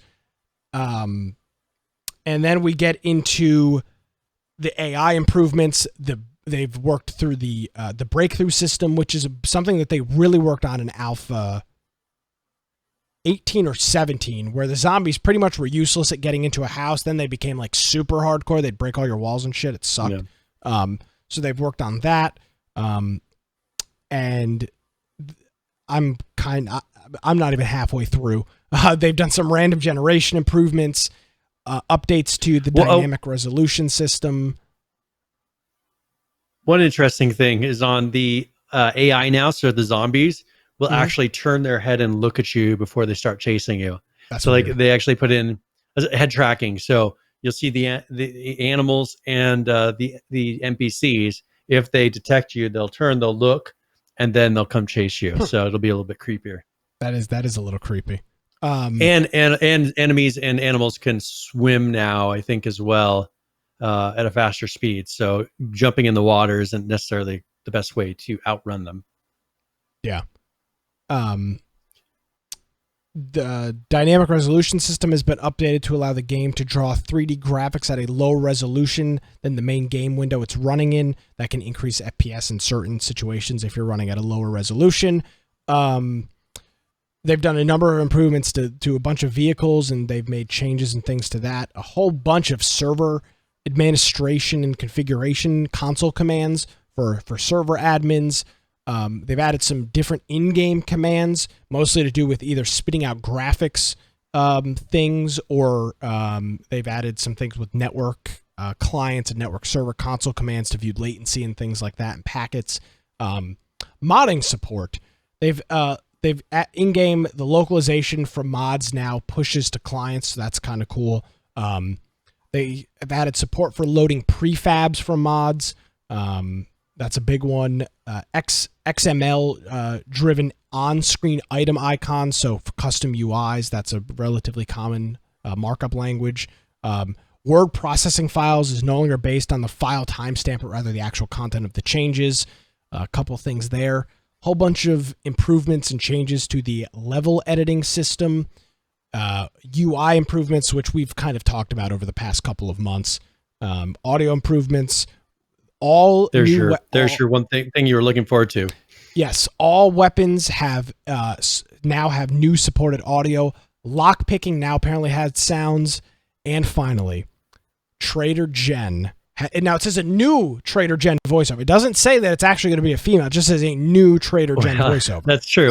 Because before there was a Trader Jen voiceover, but it was, "Hi, I'm Trader Jim," or whatever. It was like, "Hi, I'm Trader Joe." And I'm Trader Jen. Yeah. It was just a very, very crude voiceover. So they've added that in there. Whole bunch of visual improvements, some different telemetry changes and analytics for people that are doing that. And then, Brian, pretty much a whole nother entire half page of a whole bunch of things that have been added and changed. There's pages after that. It just doesn't go. It just never ends. And Daddy English is asking, yes, we are going to be playing this. It's going to be before this weekend. We're going to start sometime Friday afternoon or early evening, depending on what schedule we come up to. And then the server will be live until people stop playing it. So we'll spin it up Thursday afternoon, Thursday early evening on the East Coast, and it will be hot all weekend for you to be playing and further on as well. Until people stop playing on it. So very, very exciting. We've been waiting for it. Of course, in typical 7 Days to Die fashion, they could have not picked a worse weekend to release their public experimental on. 4th of July weekend, people are going to be traveling, not at their homes, not in front of their computers, outside. But can I say I'm surprised? And the answer to that is absolutely not, Brian. But it is here, and it is on the public experimental. The way you get to this is right-click on the properties inside of Steam, go to the property, right-click on the game inside of Steam, go to the properties tab, go to betas, and select latest_experimental available as your recent game. That will download the Alpha 19, which will allow you to join an Alpha 19 server. So that is Alpha 19. For 7 Days to Die. And it is currently 66% off on Steam. So if you're interested in getting it right now, pick up a copy. I mean, this is definitely a game that's worth getting. It is a lot of fun. It's $8.49. So it's definitely worth that. So I would get a copy of it. And we have a lot of fun. Whenever we play it, we just run around as a group and just have a blast in this game. So definitely pick it up. Yeah. So we'll be playing that Friday night. All right. I just wanted to mention some information has come out with Atlas on the new map that they're going to be releasing. Remember, they announced that all of a sudden they're focusing on Atlas again. Yeah. And so they're introducing Season 4, The Maelstrom. Okay. And this is something that on July 3rd, so that's Friday, July 3rd, the Atlas New World map, The Maelstrom, will be replacing the original world map on both PC and Xbox. So if you want to jump in over the weekend, you should be able to jump in and try out the new map. They are, of course, doing wipes, so this will be a fresh experience on the public servers. They said, as a reminder, while we focus on PvP gameplay, there will be one global PvE server for the time being, and that's going to be a European server. So you may notice some lag from those, and then the rest of them will be PvP servers. So that's something that's happening this weekend. So if you're interested in seeing their new world map, I'm kind of curious, because for people who don't know how Atlas works in the back end, they pretty much work off of, like what Nick was saying, an XML file that says, all right, this island is at this coordinate, this island is at this coordinate. It's not like a normal map that you would see on most games. So they're usually pretty easily moved around. So I don't know if they've really gone in, and I'm assuming they put a lot of time and thought into the placement and maybe putting places that are more like towns and things like that. But it'll be interesting to see if this feels like a much more playable version, maybe a much more natural version of the map. But one thing that's very nice is they can easily move these around. So yes, sir, absolutely. So that is that is that. So check it out on Friday. Satisfactory, they put out a patch. We've actually had some people in our group playing that. Just a really small one, 0.3.5.4, mainly having to do with language translations, an issue with the Steam present system, and then fixed a bug with some old translations we're displaying instead of these new ones. So really small patch for that, but that is satisfactory. All right. We've got about 30 or so minutes left. What do you want to tackle here? Well, okay, so let's catch Last Oasis here really quick. Okay. They did have a patch, but let's talk about Volcanic, which is a new content update they're putting out. There's actually a video, so if you could play that really quick. This is Volcanic, and this is for Last Oasis. All right. Oh.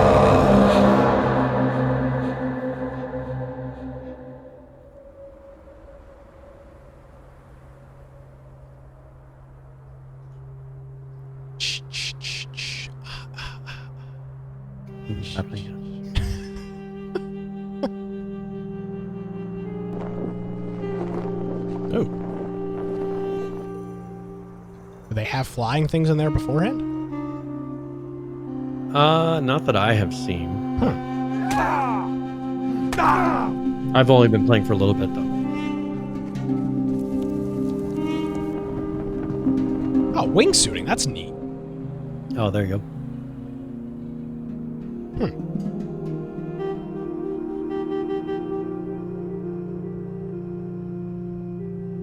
So it looks like they're adding furniture now, so you can put furniture on your big.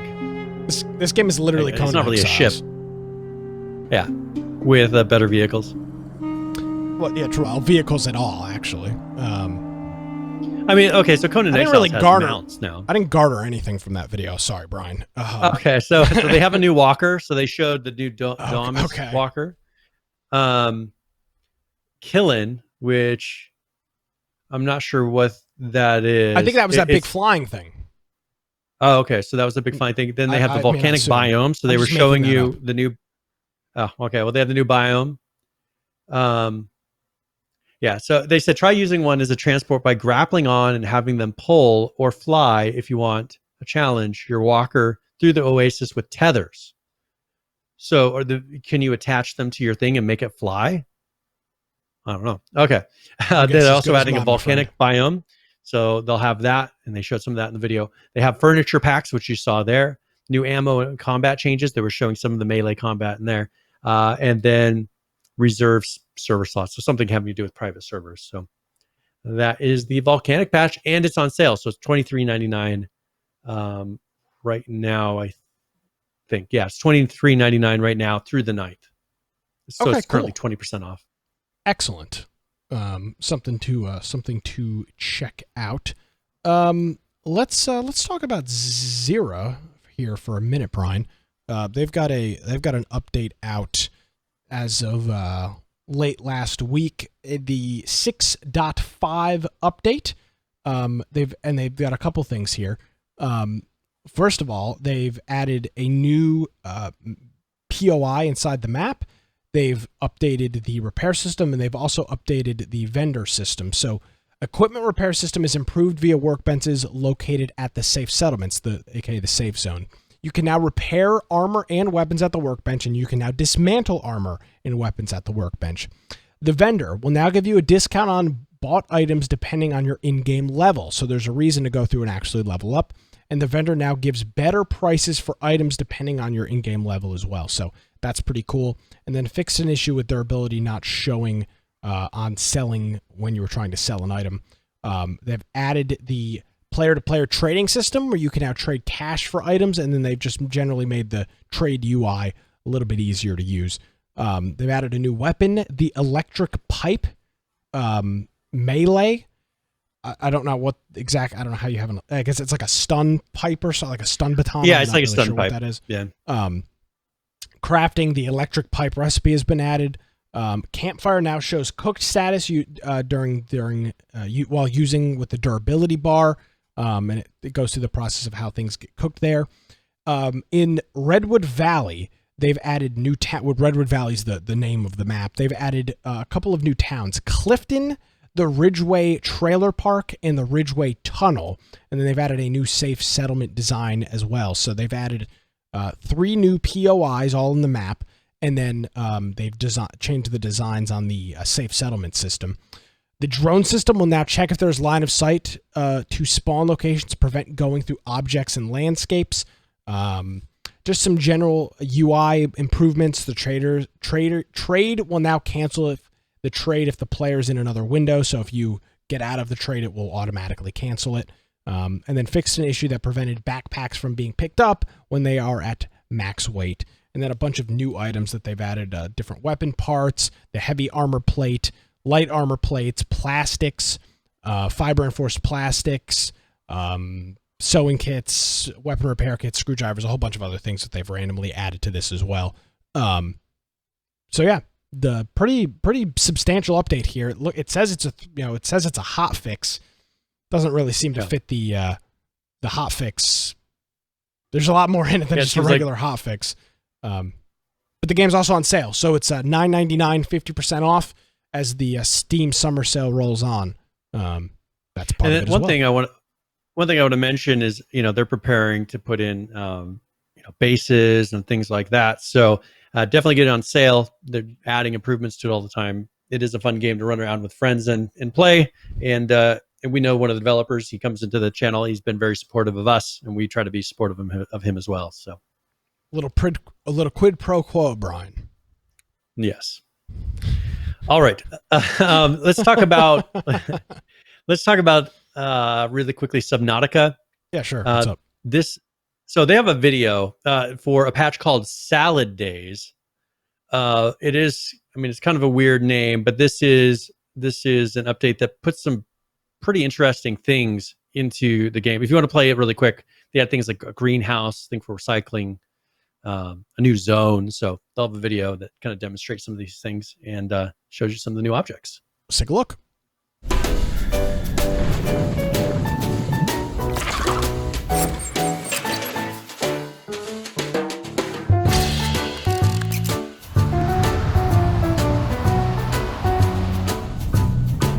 They've added the Delta Station, a new outpost, the Arctic Spires Bridge, Spires Bridge, the Deep Purple Vents. They've added a recycler kleptorachron thing where you can recycle things. Oh, radio tower! Look at this. And then the Iceworm Boneyard, the Snow Stalker behavior, and then maybe some food here. Coffee, of course. Farming. And a greenhouse. And then you throw a thing to eat. Oh, salad. Look at this. Very healthy.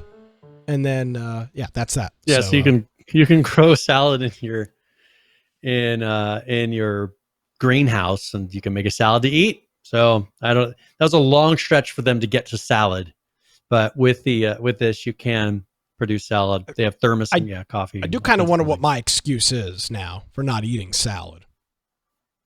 Sounds good. These just got to find the right salad dressing. Yeah, but see, like these guys are in like an Arctic post-apocalyptic world, and they're growing salad, and my fat ass won't eat salad. That makes me wonder. I guess if it gets desperate enough, you'll eat grass. No, I won't. Okay, here's the survival tips. As we do survival games, don't eat grass. You just suck on the grass, and it will make it so that you actually live a little bit longer, but you won't survive from it. It'll just extend your life. So if you're in a survival situation, you can suck on the grass to make it so that you'll have little sustenance for a period of time, but you do need to find food.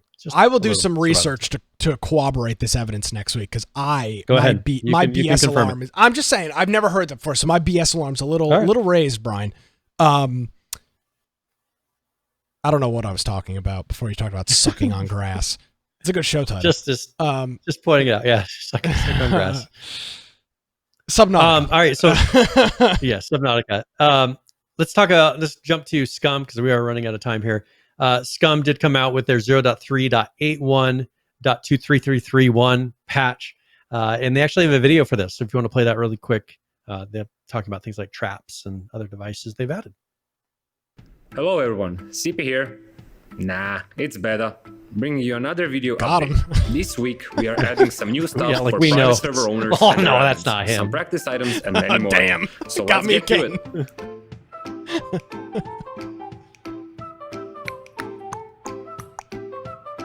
Hi there. This patch will feature a couple of new items that will help you keep yourself and your stuff safer.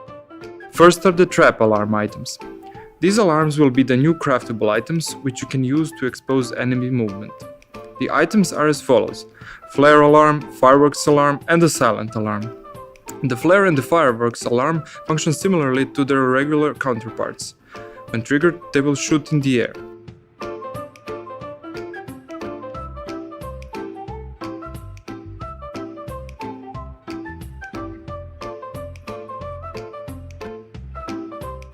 The silent alarm informs the owner when triggered via a notification, similar to the trap kill notification. You can also set names for your silent alarms, so you know exactly which one was triggered. I'm going to pause this for 1 second. So for the people listening, the silent alarm, it gives you it's not an app like Rust, but it's an in-game pop-up that says alarm has been triggered, which is kind of neat. I don't think I've seen something like that before. Which would be easy for them to turn around and then coordinate to an app or something. Yeah. So it's not going to be a big air raid horn going off. It's a silent alarm for a reason. The trap alarms have to be armed and are triggered when a player enters its space of collision, which has a spherical shape. You can check the extent of its trigger by choosing the show trigger option on the trap alarm. We have also added practice items for lockpicking and bomb defusal. They are here so you don't have to worry about depleting your tools or decreasing your fame points upon unsuccessful attempts. You will still be rewarded with experience points in thievery or demolition skills. The items are set to the lowest difficulty level and can be played for an infinite amount of times. That's pretty neat. Server administrators now have access to some new server settings that control fuel amount and fuel replenishment parameters for all gas stations on their server. Now they can regulate the initial fuel, maximum fuel, replenishment intervals, and replenishment amounts using these new variables. This will allow them to tune the vehicle use on their server. We are constantly tuning the default values for various gameplay parameters, according to player feedback. In this patch, we lowered the battery drain in the vehicles, making it possible to run the car with all the utilities switched on for a longer time. This includes horn, radio, and lights. Admins are getting a few things too. As an admin on the server, you now have the possibility of showing other players on your map simply by using commands show other player locations and show other player info, which will respectively show only locations or locations and names of other players on the server. We have also implemented spawn parameters, which allow you to spawn items with specified health and uses left. And that would be all for this week's update. Hope you enjoy it, and I will see you all next time. Oh, by the way, just because Sipe is gone, don't think there won't be any leaks. Have at it. Hey, what's up? New animation guy here. Keep in mind that this feature won't be a part of this patch, but once it's implemented, you will be able to shoot from vehicles with your pistols and rifles. To get a better angle, you can also lean out from the window. That's all I can say at this point. More details will be revealed later. See ya. All right, that is the SCUM update. The alarms are silent. I just want to reiterate that in case I wasn't clear. The alarms are actually silent, so just make sure if you're going to be placing the silent alarm, it's not going to it's not going to actually make any noise in game. So once we got that cleared away, that's pretty cool, Brian. Some cool stuff in that update. I'm not sure what the bombs play into on the... Well, I'm assuming, well, that's the thing. Why would, like, as far as diffusing, let's say somebody placed a bomb, there's got to be a decent, like, timer on it because you'd kill somebody and then try to defuse it before I didn't know it went that there off, were bombs yet. They added the practice, but I don't know if they're being actual bombs. Maybe, I don't know. I mean, it would just be just as easy for them to place, but I don't remember bombs being in there, but we haven't played it enough to really know. That's interesting, though. So yeah, but that's one thing, they are constantly making progress. I still, it'd be nice. SCUM has so many of the core mechanics. It'd be nice if it actually became a game that somehow had a hook to it, right? Like Ark had the hook with the dinosaurs and you know, some of the features of it. Each of these games need to have a hook, and SCUM doesn't have the hook yet. So hopefully they'll figure that out. Yeah, JD is asking a question. I think he's a little confused. He's asking what sound the silent alarm makes. No, JD, it doesn't. It's silent. It doesn't make any noise. So I want to reiterate that, Brian. Thanks for clearing that up. Hey, I get a question in the chat. This is what we're here for, Brian. All right, yeah, making sure. Now we have some Miscreated news. Oh, not really? From Miscreated themselves, but there was a mod that was put on Steam that is a battle royale mod for Miscreated. Oh, I can't wait. So now you can actually play battle royale on Miscreated. Oh, this looks I have no idea. Look at this. I have no idea. Look at this. Hold on. I mean, let's see. Hold on a second here. Let me get this thing pulled up. Look at this. Look at this thing. Well, when they don't have storage containers, what are you supposed to do? You got to make them, and it's not a modeler. This armor plate is just it's just a regular polygon. It's a flat. Yeah. Yeah, it's just like a flat PNG. Yeah, it's just like a little. It's just a polygon. Yeah, not a modeler. You know, but you can see that. I mean, they added their own icons. They added objects in there for looting. It has no reviews, no comments. When did this become available? Oh, like 3 days ago. Huh. We should try this. Yeah, I'd be down to try it. I mean, who knows? It's really hard to say, but we could throw up a server probably. So if you go to I don't know if they have servers.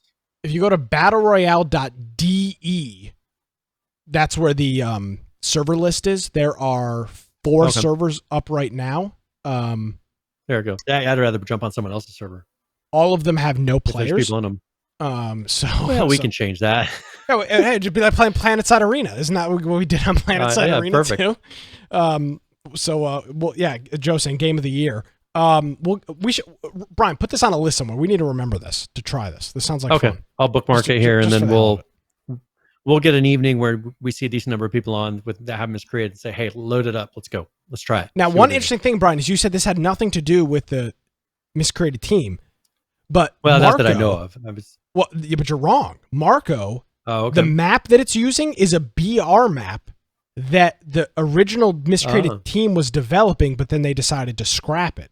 So it's they didn't do a BR mode, so they donated the map to them. Well, that's good. Yeah, and it is a custom map. I'm not really sure. I'll show you just a brief little picture of it here to kind of show you what it looks like.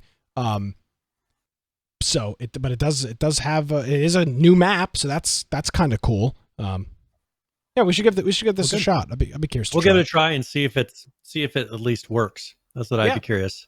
Yeah, see if it actually works. So that's kind of neat. All right. It's on the workshop. It's called Battle Royale Mod is the name of it. Yeah, yep. So try that out. Let's do a quick Rust video because I like to keep up with those. But they've added a decent number of things to Rust. So this is one of the Shadows Frax videos discussing some upcoming changes. I can't find it. Oh, there it is. Phew. No, we got it. Got it. Don't worry. All right. We're back. Show safe.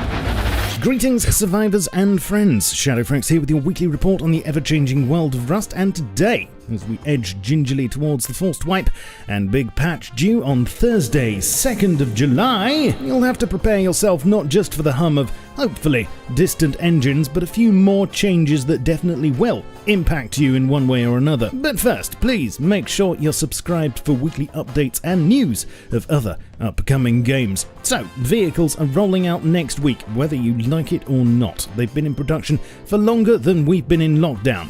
Not that time means anything these days, but thanks to the crash test dummies on staging, their rough edges have been thoroughly probed, resulting in some finely tuned, idiot-proof machines.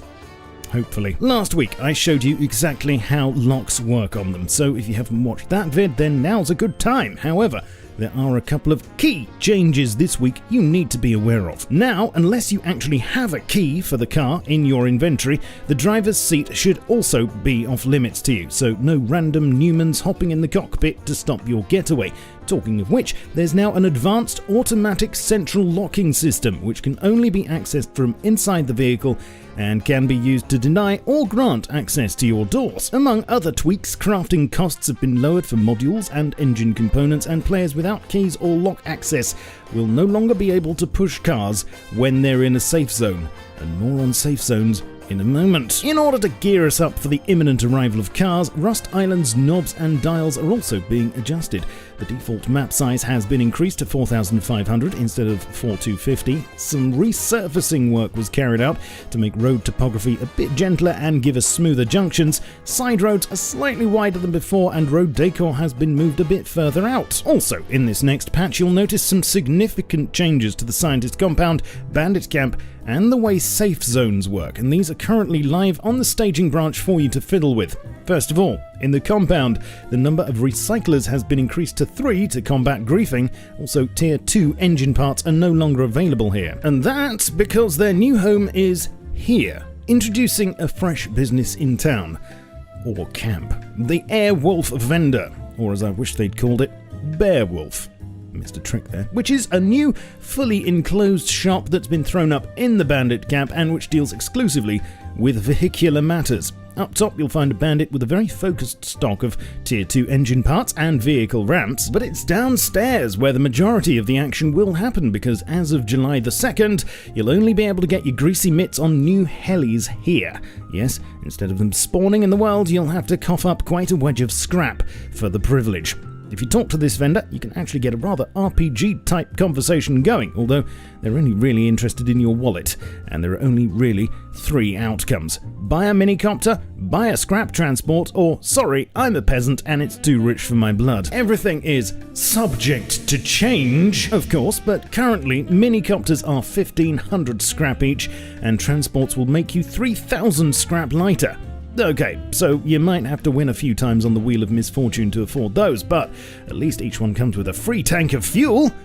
Well, 100. There are a number of rules around this place, so pay attention. I shall say this only once. If you do cross the vendor's palm with scrap and purchase a heli, you'll have 2 minutes to fly off with it before it gets repossessed.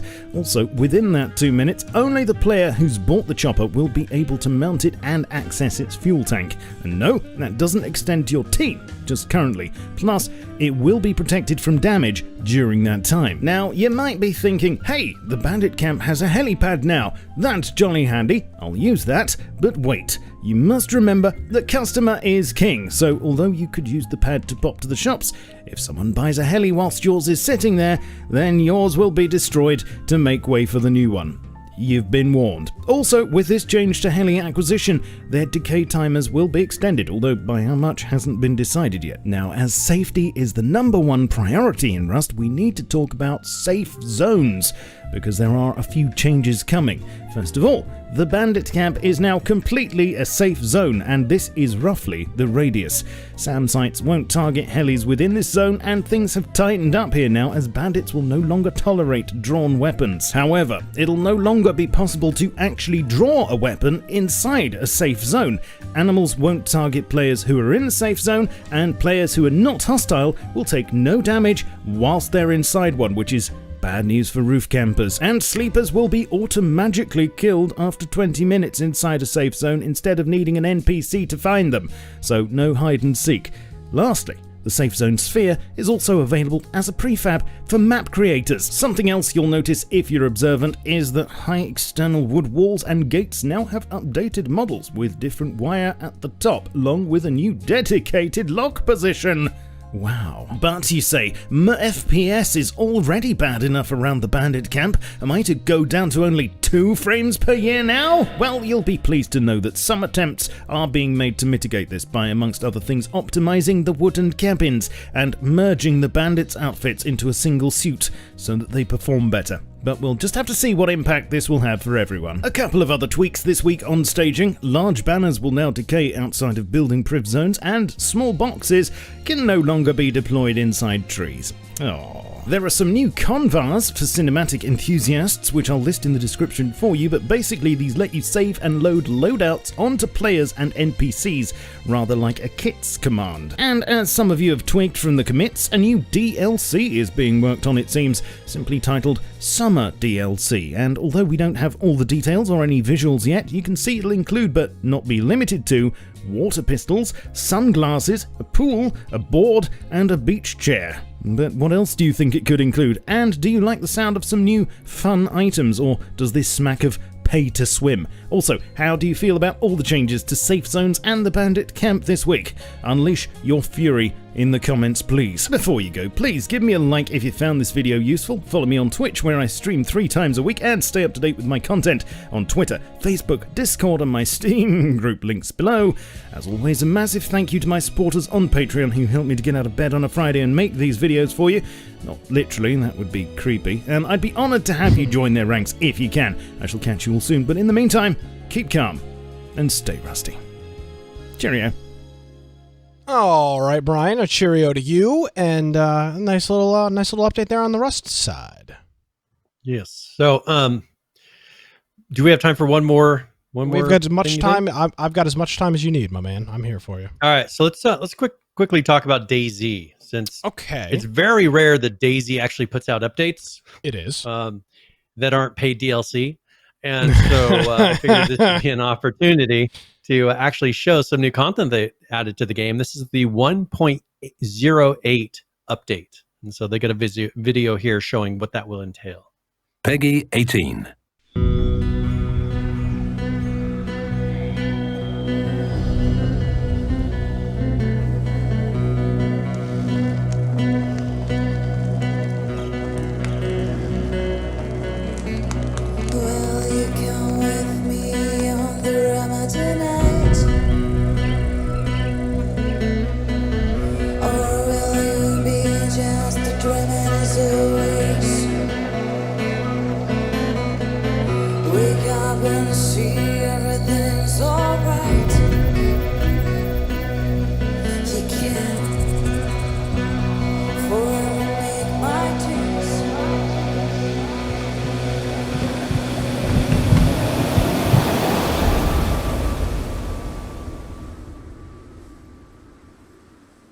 All right, update 1.8, and what do we have in this update here, Brian?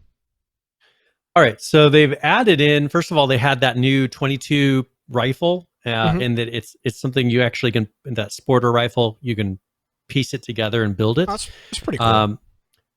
They've added something really crazy, a lighter. They've added a frying pan. Yes, they're really pushing the limits here. They've added direct cooking slots to the oven and indoor oven. They've added cooking equipment. They've added items that can now attach directly to the fireplace. They've added an indoor stove, an interactive indoor stove.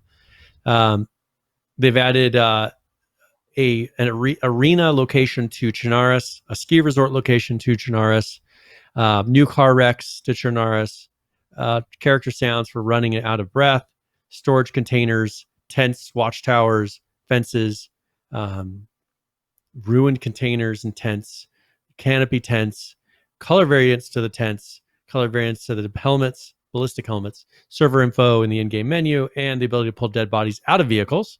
And then a big list of fixes, changes, and then some specifics for Chernarus, Livonia, some server config parameters, and then some updates to some of the modding things. So that is the 1.08 update for DayZ. Nice. Very cool to hear that from them. One thing that most people probably will miss, they're going to be having for the Long Dark a special event that goes through tomorrow. So they started on the 29th. So they started it yesterday. So it's not like it's been going on a long time, but it only goes to the 31st at 10 a.m. Pacific time. So if you want to do Winter's Embrace, it's a harsher winter environment that is going to be a bigger challenge that's just going for a couple of days.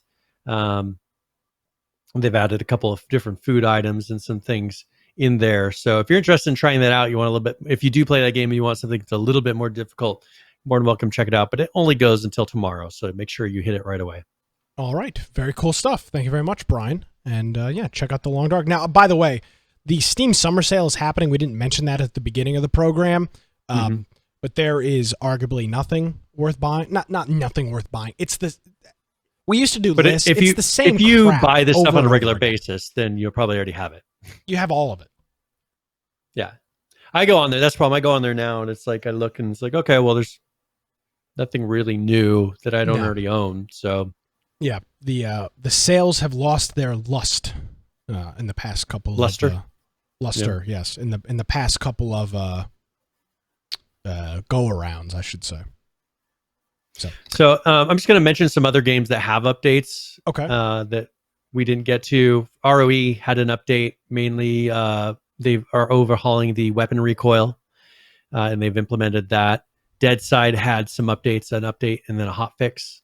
Fallout 76 had some updates. Hide or Die had an update. Ark had a number of updates, a lot of fixes. No Man's Sky had an update, mainly just like 3 or 4 fixes on there. Conan Exiles had 2 patches. Elite Dangerous had an update to that Fleet Carriers patch that they did, mainly fixes for that. So those are some of the things that we didn't get to, but mostly they're just fixes, not new content. So Firebomb says he actually disagrees with us. He says if you're new to VR, there's lots of cheap VR games. So maybe that's true. Untapped market. Yeah, so if you're looking, I mean, because that's one thing, there are a lot of VR games, some pretty cool VR games if you're into that. That there's a good chance that you don't already have, or they're ones that more of like a gimmicky games that you don't want to spend a lot of money on, but it's kind of cool to pick up a couple of them and just play around with them, but not, huge crazy games. So yeah, see, Brian, I'm somebody that likes to plan. So I would be like, oh, I'll buy a bunch of VR games, so for the future I'll have them. No, I'm not then you that never touch crazy. them. No, I'll never buy a VR headset. That's not never. I don't intend on buying a VR headset in the next. Well, bit, for me, like if I got into VR, I'd play like Elite Dangerous and things like that, so I can look in the cockpit and do some. I don't cool think stuff, you'd play Elite Dangerous at all. I try it. At least. Yeah, you would. I play it for a day, 2 days. Yeah, okay. I mean, great. I mean, it's cool to see, but that's why I don't get a VR headset, because I just know I wouldn't use it. Yeah. So, all right. Is there anything else you wanted to cover before? Or is there any of the ones that I mentioned that you wanted to actually get into? No, I think we're good. There'll be obviously the links in the show notes and whatnot if you want to do a deeper dive into any of those specific games. Do you want to do current players? Are we at a good point for that? Nope. No, we're good. I'm not in a rush to get out of here. So, all right. Then let's take a look at current players, if that is what we are doing. Let's take a look at DayZ. We were just talking about it. Currently playing 9,994. The 24-hour peak, 15,746, with a 7-day peak of 21,282. Let's take a look at Ark Survival Evolved, currently playing 47,629. The 24-hour peak, 80,624, with a 7-day peak of 93,009.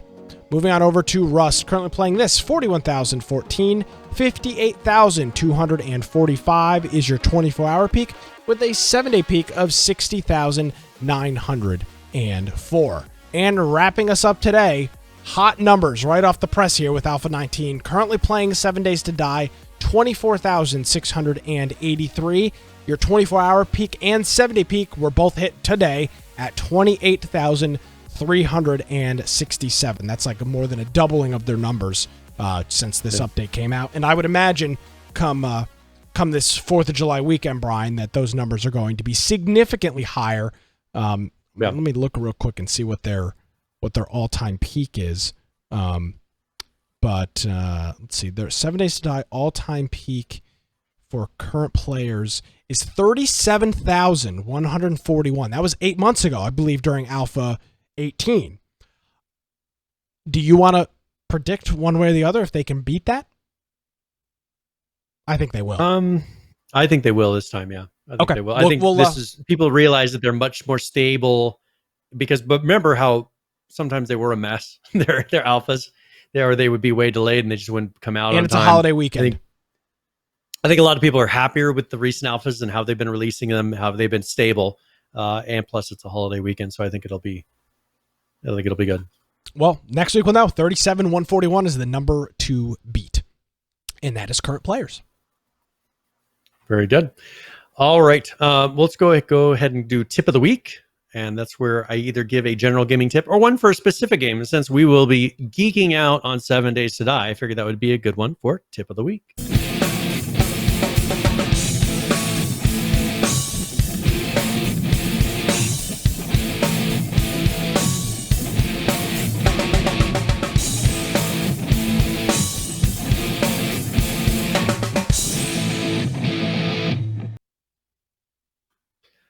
All right, so with 7 Days to Die, hopefully we'll get some people that have never played it before to come and jump in here with us. So I figured I'd give some general ideas of how the game works and kind of the update progress and the way that you work through to get to the 7th day. So one thing you'll notice on 7 Days to Die, when your base becomes damaged, you need to repair it because you'll have zombies that are just attacking you. They'll be bombarding you. But then on the 7th day, you'll find that they will probably highly damage your base. And one thing that you can use is you have a couple different tools for upgrading and repairing your base. So to upgrade and repair, you need either a stone axe, which is the base level one, a claw hammer, or a nail gun. Those will all do repairs. Also, you can use them as tools for gathering, for chopping down trees. For the stone axe is a very good all-use tool, but it also is the upgrade and repair tool as well. When you go to repair or upgrade a building piece, because they all are kind of like a Minecraft style block, you will hit that block with your right click, and then it will either repair it or it will start upgrading it to the next level material. Those level materials are, first of all, wood. That's what you start out with. Then you go to scrap metal, and then you have a forged iron. Now, the part that kind of makes you have to work and really go out and gather and get these materials is it is a process to be able to get to the forged iron level. You'll be able to go out and gather wood and make your general base right away. But then you'll have to start getting scrap metal and all these different pieces to be able to upgrade to the next level. And then you need to get a forge and go out and actually gather metal and do a pretty decent sized process to get that forged iron to get your base up to that next level, which will take you a decent amount of time to do. So it's got a nice time sink, like I like to talk about. Also, one thing that you need to do on here is be ready for that 7th day, because on the 7th day, the zombies become more difficult. They have what they call a blood moon, and they will all attack your base at once. That difficulty level is determined by the number of players on the server. So if you have a ton of people on the server, you will have more zombies. Of course, they will then be more spread out unless everybody is in the same building, which may not be the optimal thing to do. If everyone's in the same building, all of the zombies on the server that are attacking with that blood moon will attack your base. Otherwise, what you'll want to do is maybe spread out, go to different areas. One person may die in their area, but that's a nice way to kind of dissipate that attack. But just remember, every 7 days past that. So the first 7th day will be difficult, and then it gets more and more difficult for every 7th day after that. And so that's one reason that you really need to take time through the 7 days that you're working on your base to get it repaired and get those metals upgraded and get it to where you're just not going to be overrun and your base destroyed on the next blood moon. So that is tip of the week. All right. Thank you very much for that, Brian. I'm very much looking forward to jumping in game with you and the rest of our Infection Podcast peoples to play some 7 Days to Die. It's been probably about 6 or 7 months since we've last played, so looking forward to it. Yes. Actually, it is, because it was right when I started my job.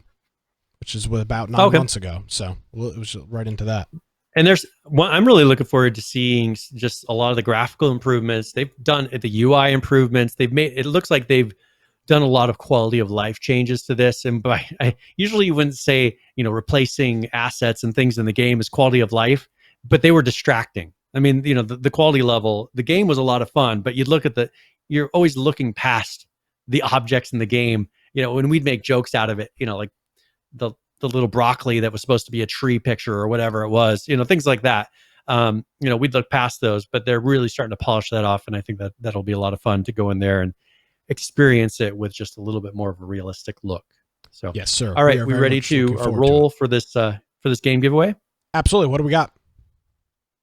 All right. So let's go ahead and close this. We're going to be rolling for a copy of Hellblade: Senua's Sacrifice. And let's go ahead and draw this. Congratulations, Grizzard. This is not rigged, I promise. He did give away all of those subs earlier. This is not weighted, I promise you. This is actually random. So congratulations, it's definitely Grizzard. I will not weighted at all. I just figured I'd clarify that. It's not how much you give that makes you win these games. Don't support the program to win a free game. Yeah, so there we go. Anyway, so congratulations, and I will send you a message with a link so you can go redeem your key, and hopefully you enjoy it. It is a good game. Yeah, speaking of our friend Grizzard, he hit us up with a subscription for himself, and then 5 gift subs on Twitch, so 6 total. We greatly appreciate it, as well as our friend Unicorn Joe. Brian, 29 months. Joe has been subscribed to us on Twitch. Thank you very much. Yes, and I believe our friend Hen Neophyte, didn't he subscribe after the show last week in the post show? I think he did. So yeah, I think so. Give him another shout out on the air here, our friend Head Neophyte as well. So I believe that's going to do it, Brian. Give a shout out to the ice cream and lemon tipper on DLive. Oh, nice. Don't know what all this means, but we're gonna be rich before you know it. I mean, we've got 20 lemons. I don't know how this system works, but we're working on it. So great. All right, are we ready to roll on out of here? Yes, please. All right. Well, if you want to find me at Boise Computer on Twitter, of course, my blog, biteoftech.com. If you go to our website, infectionpodcast.com, make sure you go to the right-hand side there. You see join our server on Discord. If you do that, you can go ahead and submit news. We have a news channel in there. When we're playing 7 Days to Die, you can sit there and join us, and you can play along with us, and we can have a voice chat. It is a great platform. It is free to use. They have a mobile on your phone, or you can use a desktop or a web-based app if you don't want to install any applications. We are here streaming on Twitch, on YouTube, on BitChute, and on DLive. Also, we'll have our podcast extras. So thank you to Judd for pretty much going through editing those, submitting them, and managing that channel for us. That is a lot of fun, and we appreciate that. Also, we have our audio only forum. So if you're looking for the after the fact recording and you maybe want to listen to it on the road while you're driving or while you're at work, we have links for that in the lower right for whatever platform you're using. And then now 285 episodes of show notes. So if you want to go see a video, or maybe there was one of the ones that we didn't get to that you want to go and see the patch notes for that, we will have links to all of those in the patch notes when we upload the video tonight. And then if you're looking to support us, as you've heard through the show, we've had people that have gifted Twitch Prime subs. We've had people that have resubbed with their Twitch Prime subs. And we thank you very much, because that pays for, now PAX isn't happening this year, but we're looking at what we might be able to do, or worst case, we will just save up and put it all towards next year's PAX if we need to do that. And that definitely makes a big difference and makes it obtainable for us to go to PAX when it would be a lot of money out of our pocket to go do it. And that makes it something that's reasonable for us. So we really appreciate that. Everybody goes through, takes the time to give their sub to us. Yeah. And, we obviously gave Twitch a lot of grief at the beginning of the program, and we'll continue to do so. But they have been a huge help to this program. So, all right, Brian. Well, hopefully you have a nice 4th of July weekend. Yes. We will see you Friday night for. I think a lot of people have Friday off. I know I do. I'm not sure if you do, but I know a lot of people do. Yeah, I do. So we'll be starting mid-afternoon, early evening sometime. If you're not on our Discord, that's where you need to be. That's where all of the things go. And by the way, you don't have to chat in Discord to play. But if you want the server information, it will be in Discord. So pop into the Discord, get the server information. If you want to play on the server and do your own thing, that's fine. You don't have to play with us in our group. The server's public. You can do whatever you want. And one thing I do want to mention that we haven't mentioned here for a while is if you are a Twitch Prime sub, you're subbed on Twitch, that gives you a rank on our Discord, which actually lets you get to some special channels that are hidden. That like for one that shows the patch notes. We have a lot of patch notes that automatically get fed to us through Discord, and we have a channel where all of those land, so I can kind of review a lot of those quickly before while I'm building the show notes. And so those are something nice that you can use. And so if you subscribe to us on Twitch with your Prime sub and you link it to your Discord, you will have that rank and you'll be able to see some of those hidden channels. So just a little heads up. A lot of people, I assume, don't know about those things. I guess you could call that, Brian, a tip of the week. Oh, yes, it is. All right. Thank you very much. I think that's it. All right, Brian, thank you. We'll catch up to you next week. All right, folks. That is going to do it for another episode of Infection, the survival podcast. My name, as always, is Nick Craig. You can follow me on Twitter at Nicholas M. Craig. If you missed any portion of the show, you can check out images, show notes, links, videos, information about sucking on grass. You can find all of that on our website. It's infectionpodcast.com. Thank you so much for joining us, everybody. Have a great 4th of July weekend. We'll see you next time.